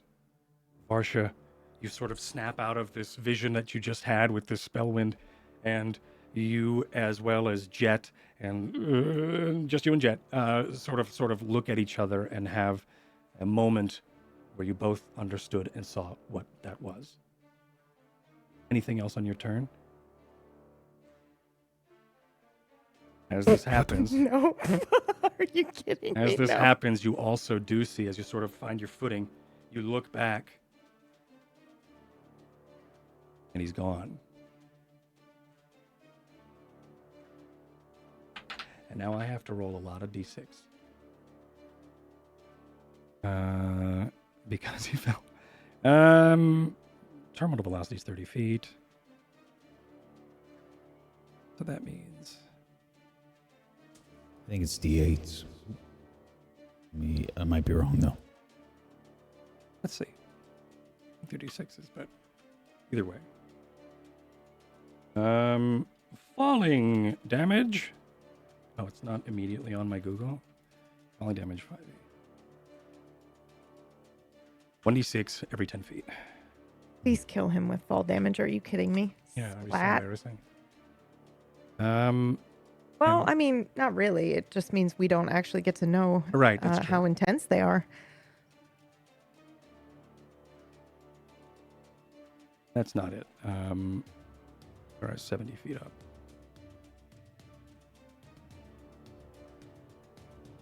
So 36, as this person plummets, the cowl of purple sort of flutters in the breeze as they sort of fall from this. And I think during that time, as you shared Varsha's pain, in reaction, they were able to somehow, or the Spellwind was able to somehow project this through to you as you sort of snap back into it. And I think as you sort of fall back into reality, they sort of hit the ground. You do see or you hear a thud and a cloud of dust below as this person fell 70 feet and takes 36 points. Whoa, So there goes 15. gravity. 15, 42, and 36. So that's 78, 88, 93 damage. I That know Varsha that just did. doesn't... No, stop. Really? 93 damage. Oh my god. I think that's the most damage I've ever done in a game ever. Hell yeah. Oh, that's in one round. In one round. Holy shit. Yeah, that was fucking sick. All right. A lot of things happened there. That was sick. Okay, Uru's turn. Varsha, you're done, right? Yes, oh yeah. Okay. Uru. Could you imagine? I know. Oh, Uru has to move. Uru was actually the other one. The other what? The other The grasp. blue, Yeah, the blue grasp. tattoos begin Exactly. It's Uru. Yeah, as he then comes up here and pincers you all with... anyway, so he is going to fire... Jesus. 2 shots. 1 hits.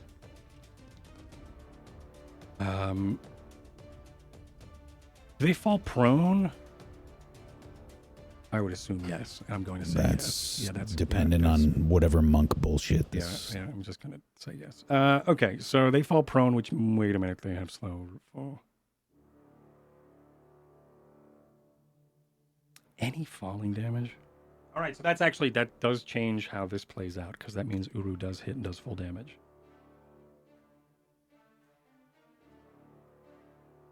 which means he wouldn't be able to react because he was doing that thing. So I'm going to keep giving you the 93 points that you did last round, but I do have that reaction that I didn't spend just now on slow fall to do this to Urue. But that means he doesn't get a turn then, because he can only react. Yeah, he can only, so he can't have a react and then have an action. Sweet. He can only do one of the three. So Okay, there, I'm not that might save you. Yeah. That's why it's called Vasha's Pain. Yeah, this is sweet and terrifying. Cool. Balance, D&D combat balance is so much fun. I am going to do some damage. Group versus one thing as well after a certain point is just it's disgusting. horrific. Yeah. Well, I'll let you know what the difficulty was. Let me actually make sure that that's a reaction, because that might not be reactions. Let me just double check. Oh, only one. Damage. Nope, it's move, action, or bonus. Doesn't say So it can anything about react. reactions. So I think you're good.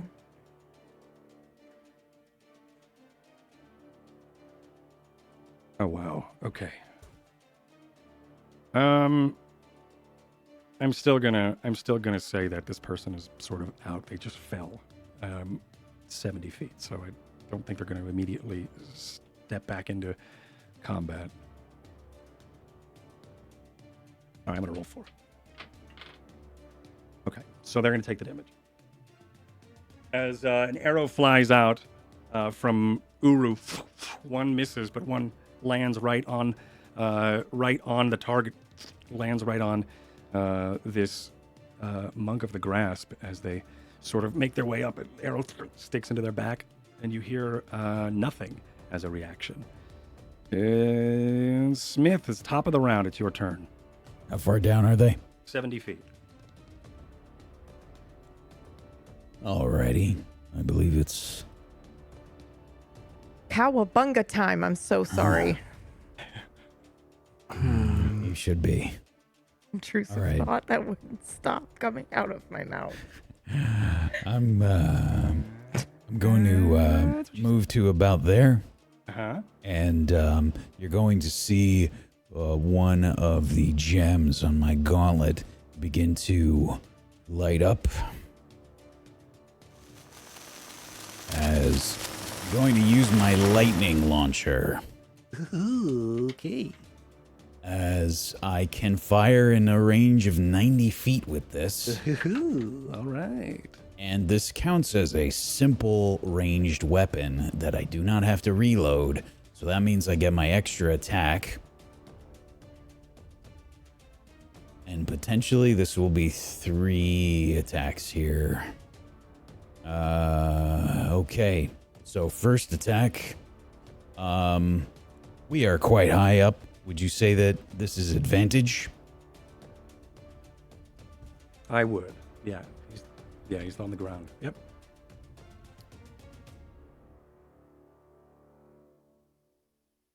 Just remember 23 to hit. that I'm going to find all the high ground now. Okay. Yep, that hits. Okay. So that is 2 lightning damage. However, Wonderful. that is the first attack, but I also get an extra 1d6 lightning damage just because it's a thing that I can do with the lightning launcher once per turn. You have 3 of these attacks? Well, this is just a free 1d6 damage Right. for an additional 4, so that's 6 lightning damage. And then I get another attack from my extra attack. Mm-hmm. Because this is a simple ranged weapon that I don't have to reload. And that's a 21 for 6 more. Is the 21 a hit? 21's a hit for 6 more. Yeah. So 12 lightning damage. Awesome. Yeah, lightning starts to hum from the gauntlets of Smith as you're able to lance 2 bolts of lightning, probably one from each of your gauntlets. As it, or no, is it just one? Yeah, it's just one. Yeah. Yeah, as you send a bolt of electricity down 70 feet down to the caverns below. The shadow of this cavern, of course, lights for a moment as the white light of the lightning makes contact. Anything else, Smith? Yeah, I'm gonna back up. Okay. Please back up. And Jet. Okay, so I am going to first of all spin around and turn to Ty, and I am going to grab Violet, who has been just perched on my robe, and I'm going to take off her cork, and I'm going to reach into my robe and get another cork that has a needle sticking out of it, and I'm going to shake her up. I'm going to lance Ty in his backside for slapping me in the ass before. And so I am now using Healer's Healing, which is I can use an action to use a medical kit, so I'm using Violet as this because I have a needle for the job, to do 1d6 plus 4 healing on Ty, plus Healing Word at the same time, because as a bonus action. Wonderful. That's 1d6 plus 4. 6 points of healing for Ty. And then the healing... Ty, you wake from this weird dream somewhere in the north with this weird alien-type monument or whatever it may be, this structure. But it feels like something has bitten you in the ass. Get up, Ty. Fuck. Did we win? Not yet. No, quite. Did I get hit by an horse? Kind of. So you got another 7 points of healing from the healing word, the magical portion of that buttock stab. And then I looked both Vasha and Tai, and I say, he's down there in the ravine. If you want to go down there, just will it. And I go, and I run to the edge of the... let me see if I can move myself real quick. I run here, I turn to look at them, and I just wait. Oh, cool. All right, sweet. What? I love it. I have no idea what's going on. You've seen me Get do up. it before. Yep. I'm just rolling I just around on the ground. Yeah, I reach down and I My yank eyes him up swelling. onto his feet. Come on. All right, and as she yanks you up onto your feet, the camera changes into this perspective of Ty. Ty, it's your turn. I don't even know if I know what he said to me. And she yanks me out. I stumble forward. I'm like feeling at my side for like what the hell happened to me as I run next to Jet and take a look at the ravine. And I can see him. You can see him. Down there? Yes. And I lean against Jet. I'm like, did you say I can fly? Go! I jump off. Fly, the you edge. fool! I jump off Ty, this you edge. fool. Okay. Okay, then as a reaction, I'm going to use slow fall on Tythe as I pull out a vial. Featherfall even, sorry, yes. As I so I wait until he's at my maximum range of it, so he doesn't fall down too long, and pull out this vial of foamy I do like bubbles. I realized that he hasn't made it so Cast I anything can, yet? Yeah. For a moment, yeah. You fucker. Okay, and the beam goes towards him to his limbs, like small tiny beads fly in a beam towards his limbs, his wrists, his ankles, and then once they coalesce, they coalesce into into large whole bubbles on his fists and legs, like circles, like spheres even, as he's now. Yes, exactly. He's now like floating downwards like a flying squirrel down towards the target. Sweet. Aw, cute. So like there's a webbing of suds and bubbles going from their legs to their hands, so they can. It just start started to- like that as a beam, and then once they got to where they need to go, those tiny beads of bubbles turned into like large, like just 1, 2, 3, 4 large bubbles on his fists and ankles. Sweet. All right. Can I float down on to this man? The sentence I have said before. Yeah, totally can. And he is. That's what you'd like to do. Still messed up and prone and stuff. Yes. We have killed He's prone right now. Yes. It's just extremely important to me because I'm I about know. to kill this He's man. about to blow his whole load. I know. Well, I'm not. I at no point plan on killing him.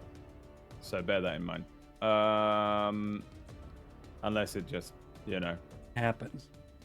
I'll have his legs You know. then. I am actually attempting to break his ankles and wrists. Wow. I don't kill anymore, but I'm still a brutal bitch. So let's see here.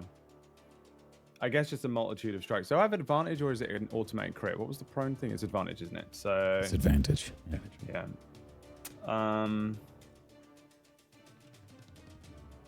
Yeah, I guess I'll just do a bunch of attacks then. Let's do it. All right. First attack. Wow. Second attack. Remember, you have the other stick that has the +1 as well. That's still on that? Yes. Okay. The first one every time is the +1 then. So there's Okay. 14, then an 18, then a natural 20.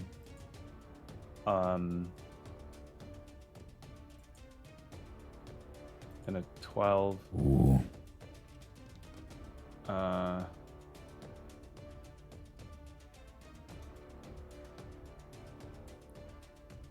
I'm sorry, I'm just checking if there's Okay. anything I can do when I miss.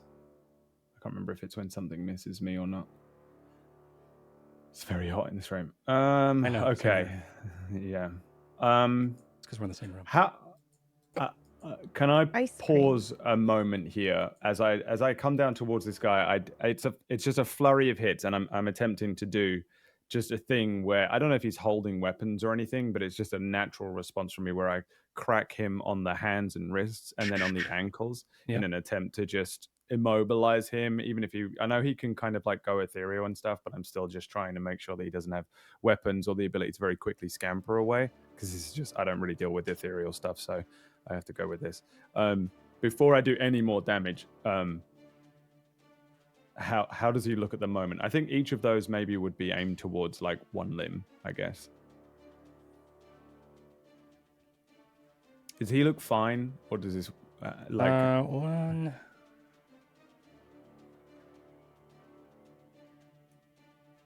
No, he does not look fine. No. does he look immobilized? Yes. Does he isn't he doesn't have eyes, right? Hang on, let me check this artwork again.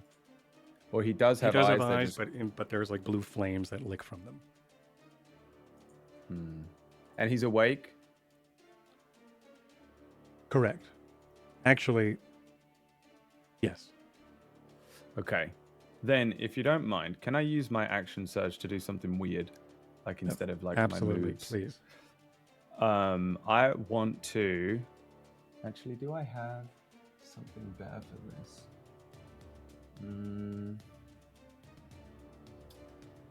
No. Okay, I'm going to take the small amount of rope I have and wrap it around his neck just a couple times, both sides of it, and then I wrap it around my arms. And then I step around him in a way that I can kind of pull it taut and drag him a moment. And with one arm, I pull the rope taut. With the other one, I grab him by the wrist, whether it's broken or not. But I want to make sure I'm touching his skin. And I hold him in a way that is really not much of a... it's not like a grip that he wouldn't necessarily be able to break out of, but you said he looked kind of messed up and potentially he's immobilized in a way. And I tie him up and grab him. And I say... and I am so messed up, by the way. Like, for sure, like one of my eyes is closing with like with swelling. and stuff, and there's probably blood running down Rocky from one one. of my lips. Yeah. But I kind of get him in this thing, and I'm just and I hold him and Cut me, Jet. Cut me. and Jet. I say I guess I would just say yield. And Okay. I guess that would be the end. And you're using your of my superiority turn. die to not attack and do all that? Is No, that what- I didn't use any superiority Okay. die here. I'm just using my action surge to do another action which surge is- to do that action, which was to tie him up. Yeah, I kind of want to tie him up, and I also want to grab him. And I'm hoping this is just, and just wanna do a lot of I'm sure things. this won't work, but this is like Ty's way of. I guess it would Like be a a grapple. If grapple. you want me to roll Like Yeah. a grapple, yeah. Ty's way of the grasp. I just Yeah, this would be Just to show my working here, in Ty's head, he's like, if this guy teleports away, I'll go with him, which probably won't happen, but he's, he's very layman's, I think, with this stuff. We want to take him alive for multiple different reasons, but it's probably a terrible idea. I should have just slit his throat. I'll but let I've you grabbed him choose anyway. here. Do you want to compete in acrobatics or athletics? Acrobatics every day. I thought so, but also, he's a monk, so okay, wonderful. Yeah. I could do a sleight of hand or something if you want instead. Nope, acrobatics or athletics. That's the choice. 29. Whew. Oh. 39. Yeah. 412. 14. 180. 14. So yeah, you're able to tie him up and do exactly what you wanted. At 39. I'm shouting at him probably a few times, yield. yield, trying to see what he is doing and stuff. I don't really Yeah. know what's going on. Okay. And it's now their turn. Mm-hmm.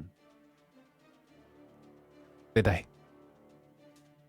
What's up? Yeah, they're dead. How much damage did you do just last round? I don't know which one's I'm hit, sorry, so the I'm not ones. sure I know. 18, was that a hit? 18's a hit, 28's a hit. All right. So 22, 28. Okay.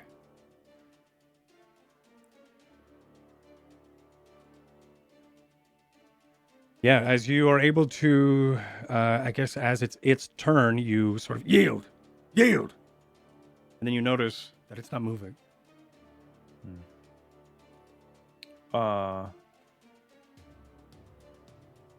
Dead or unconscious or neither? I could roll medicine or something. I don't know if you want me to. You roll me medicine. Okay. 7. My eye's swelling. I don't really know what's going on either. I just jumped off a mountain because Jet told me that I will be fine. You just did subdual damage to it, right? Like non-deadly damage. The last. Yeah, I you wanted to wasn't break its legs trying and stuff, right? I wasn't trying to kill. But you wanted to knock it out. Yeah, I really wanted to immobilize him. If it knocked him out, then that's fine too. Yeah, they're knocked out. Oh, okay. Letting go of the rope in the left hand around his throat to make it less taut, so I don't accidentally choke him out. But holding on to his wrist, I just fall backwards and starfish for a moment. Yeah, just and take a moment. And I just wave up at the others on the thing and probably just shout up like, "He's out!" Oh. Okay. I'm just breathing and like just trying to figure out what's going on. Good job.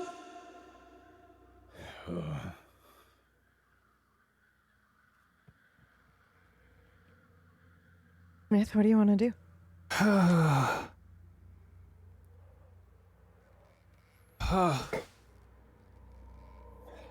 Smith? Looking down at Ty and the monk. Excuse me, sir. And looking down at Ty and the monk. I don't answer Varsha right away. Smith? Kill him. Kill him. Kill him. He's just like you. He'll kill more. Kill him. Kill him. Smith?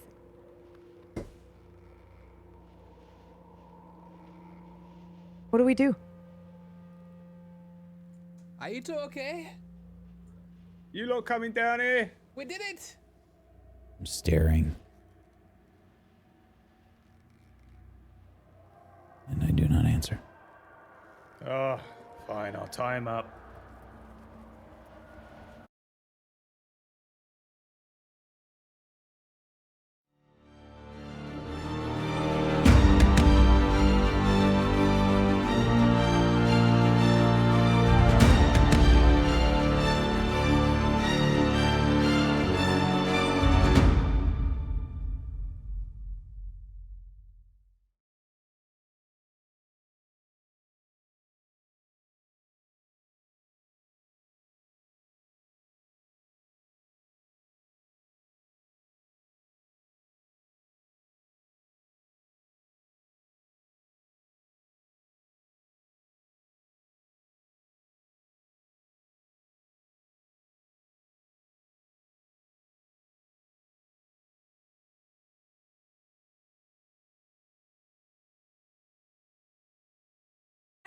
Mr. There we go. Ty! Sorry, everybody. Mr. Ty! Mr. Ty, kill the thing! Wake up! Brad said Brad loved it, but was laughing because they missed the entire fight. So Yeah, time that's missed the all whole you thing. missed. And chat missed the entire thing. And they missed the entire thing as well. We've been muted the whole time. Yeah, so that was nuts. It's very cool. That was a challenge rating 17, by the way. How rough is it when you put something really hardcore and you're like, man, this is really dangerous in front of the party, Yeah, and they're I like, mean- oh, I just got a natural dead. It's dead. It wouldn't have happened had the fall damage not Yes, been a thing. Right. true. So I feel like we got super lucky also with Full the damage is always critical the hit, most I right? was dangerous. so Yeah. happy when you levitated him over the cliff. I'm like, oh, yeah. Oh, yeah. I'm what going an to idiot. use anything I have Yeah. to attack him so many times. Yeah, I assumed that's why you did that, Myth. Because Right. I was like, that's probably one of the only ways we can defeat him is if we're smart enough No to. way, dude. Myth was doing what I always do, which is like, oh, it'd be really cool if you like floated up above Yep. the Totally. cliff. And Super cool. and then you- Hey! and then the party goes. I'm full damage such a and you go, badass. "Oh, Whoa, shit! full Yeah, that's what damage. happened. I forgot about full I damage." forgot You about caught me that. monologuing. Yeah, exactly. Like, there has to be a loophole. It doesn't Come on, speak, man. but that's its monologue. But also, I think it was kind of what was nice also about the narrative of the whole thing is they didn't send a fully trained grasp at you, so that's kind of cool. And it Terrifying. showed there too. Terrifying. More of a that was- grab than a grasp. Yeah, Yeah, exactly. Did you just call him know a what, chode? Is that what I heard? Yeah, it's such a choke. Do you know what I am looking forward to? What's that? Is seeing Smith interrogate someone. Oh my! Yeah. Jet, keep him alive. Assuming he doesn't jump down there and kill him. Yeah. I mean, he might, but like, it seems like a pointless waste of fantastic information for us right now to tie this thing up and hope. I don't know how we keep it there. I feel like we need to drug it or something so that it can't jump away or whatever. Jet, drug him. Jet, drug him. Give him something. What? Jet, drug him, quick, son. Yeah, that was sick. I really loved everything about today. You all killed it. I loved it, literally. But also, it was such a, like, the whole beginning part, I was saying it in the Discord earlier, just like how many narrative paths opened up today just through banter was super, super cool. I wasn't expecting a cliff fight. I had the battle map here just in case. I wasn't expecting a cliff fight. I wasn't expecting any sort of deep dive into the upflow, but all of those things are options, and they're all super cool. So thank you for gifting me with all those cool little nuggets of information and things that I get to go prepare and figure out. But we're gonna go around and say some shout outs and all that stuff and talk about ourselves, everything we all love to do here. And we're gonna start with Jet, which is Meyer.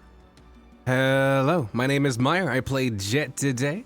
Today was really cool because Jet was useful. You know, That is always useful. I know, That's true. Yeah. but I got to be useful in a cool way. You know, fly, you fool. Again, It was always so useful in a fucking cool way. badass, dude. It's also what you And do the every healing as week, well. by the Like, way. get up, go. Yeah, but whack in a cool way to me, okay? I was like, what can I do? What can I do? Super cool. I'm just like, I didn't look at the turn order. First of all, I'm super stoked that it was Ty who got to wake up and just unleash like his entire like arsenal because like fighters are ridiculous. But also, I'm super glad that Ty finished the job because if Varsha was gonna try doing that exact same thing, Featherfall is a reaction, so she would have just become a pancake. Yeah, it's I good thing would only have one as person well. did it. Yeah. Yeah. Yeah. Yeah. I paid attention too because I know with Featherfall you can choose up to 3 people, but you very Yeah. specifically were just like him, and I'm like, well, I'm Yeah, gonna because die. your feet already on the ground, so it wouldn't have worked. Yeah. It was awesome. Jet was Yeah. amazing today. I mean, honestly, if Jet was taken out during that thunderstorm of sinkhole, We'd have been screwed. we would have been screwed. Yeah, because of Ty was out and you stood Ty up, and then also put Ty in front of the creature or in front of the target where Ty then did Ty stuff. So it was awesome. So whether or not you thought it was badass, it fucking was. I appreciate that. I love being support characters so much. Mm-hmm. But yeah, you can find me at twitch.tv/Meyer where I do a bunch of stuff, like variety stuff, Star Citizen stuff, RP stuff, I've been trying Elden Ring and stuff. Basically, you know, like just doing stuff. I like to say that word. I'm not going to say it again, though. Yeah. You can find me on Twitter as well, at twitter.com/Meyer_test. And if you're going to TwitchCon, I'm going to be on the High Rollers D&D Campaign 3 Prelude show. Hell yeah. As a guest character, which is really cool. Hell yeah. TwitchCon Amsterdam. Amsterdam, yeah. Hell yeah. Yeah, it's a very different type of high rollers. They're going to be on roller skates in Amsterdam. Yeah, that's exactly it. Yeah, it's not what Roller you think it is, skates. but it would still be very, very fun to watch Maya do that. I have the worst center of gravity ever. I mean, I'm pretty sure I'm on a fail comp for like trying to roller skate once because people literally did pick up their phones and like start to film me. Oh, perfect. So that hits home a bit And you're going to be much. high this time, so it's going to be really But yeah, I mean, it still hasn't really hit home. So I'm pretty stoked. But yeah, that's me. Hell yeah. Thank you, Meyer. You're awesome. Thank you so much for bringing Jet today. We love you. You're great. And Brad, speaking of Tell me something Brad? I Hi. don't know. Yes, I also will be on the High Rollers D&D show in Amsterdam at TwitchCon, so head on over to see me there. If you want to watch me do things live on Twitch, I usually play Star Citizen and Wild RP. So you can catch me over on my Twitch channel over there. I am 6'9", and On a warm day. which it is. because of It's shrinkage. really warm. No, I'm playing Elden Cringe. What was that? What the hell was that myth, by the way? What did we witness? We got some. We tapped into something there. Oh, and yes. The vision. the vision. Just remembered it. It came to me then, an intrusive thought. Yeah, have man, that that's effect it, on man. people. I'm only here for this and Kingmakers at the moment. So pop on by on Tuesdays for Kingmakers It's sick. So with good. your host Pumpkinberry. Hey, look at that segue. Pumpkinberry. Hello, hi. That was fucking awesome. And the whole time I was like, planar travel. But that was way cooler. Are we going there next? Are we No. Are we doing No. Wait till tomorrow. Oh I'm ready now. no. Yeah. No, that was amazing. Yeah, and you can find me here on Tuesdays for Kingmakers. That's it, except for Shill Show, right, Whack? I'll pass it to you. Hey, look at this. I don't even. Whack? Hey, everybody. I'm Shill Show, also known as Wax Steven. You can check out the Shill Show this Sunday here on Table Story at 4 p.m. Eastern.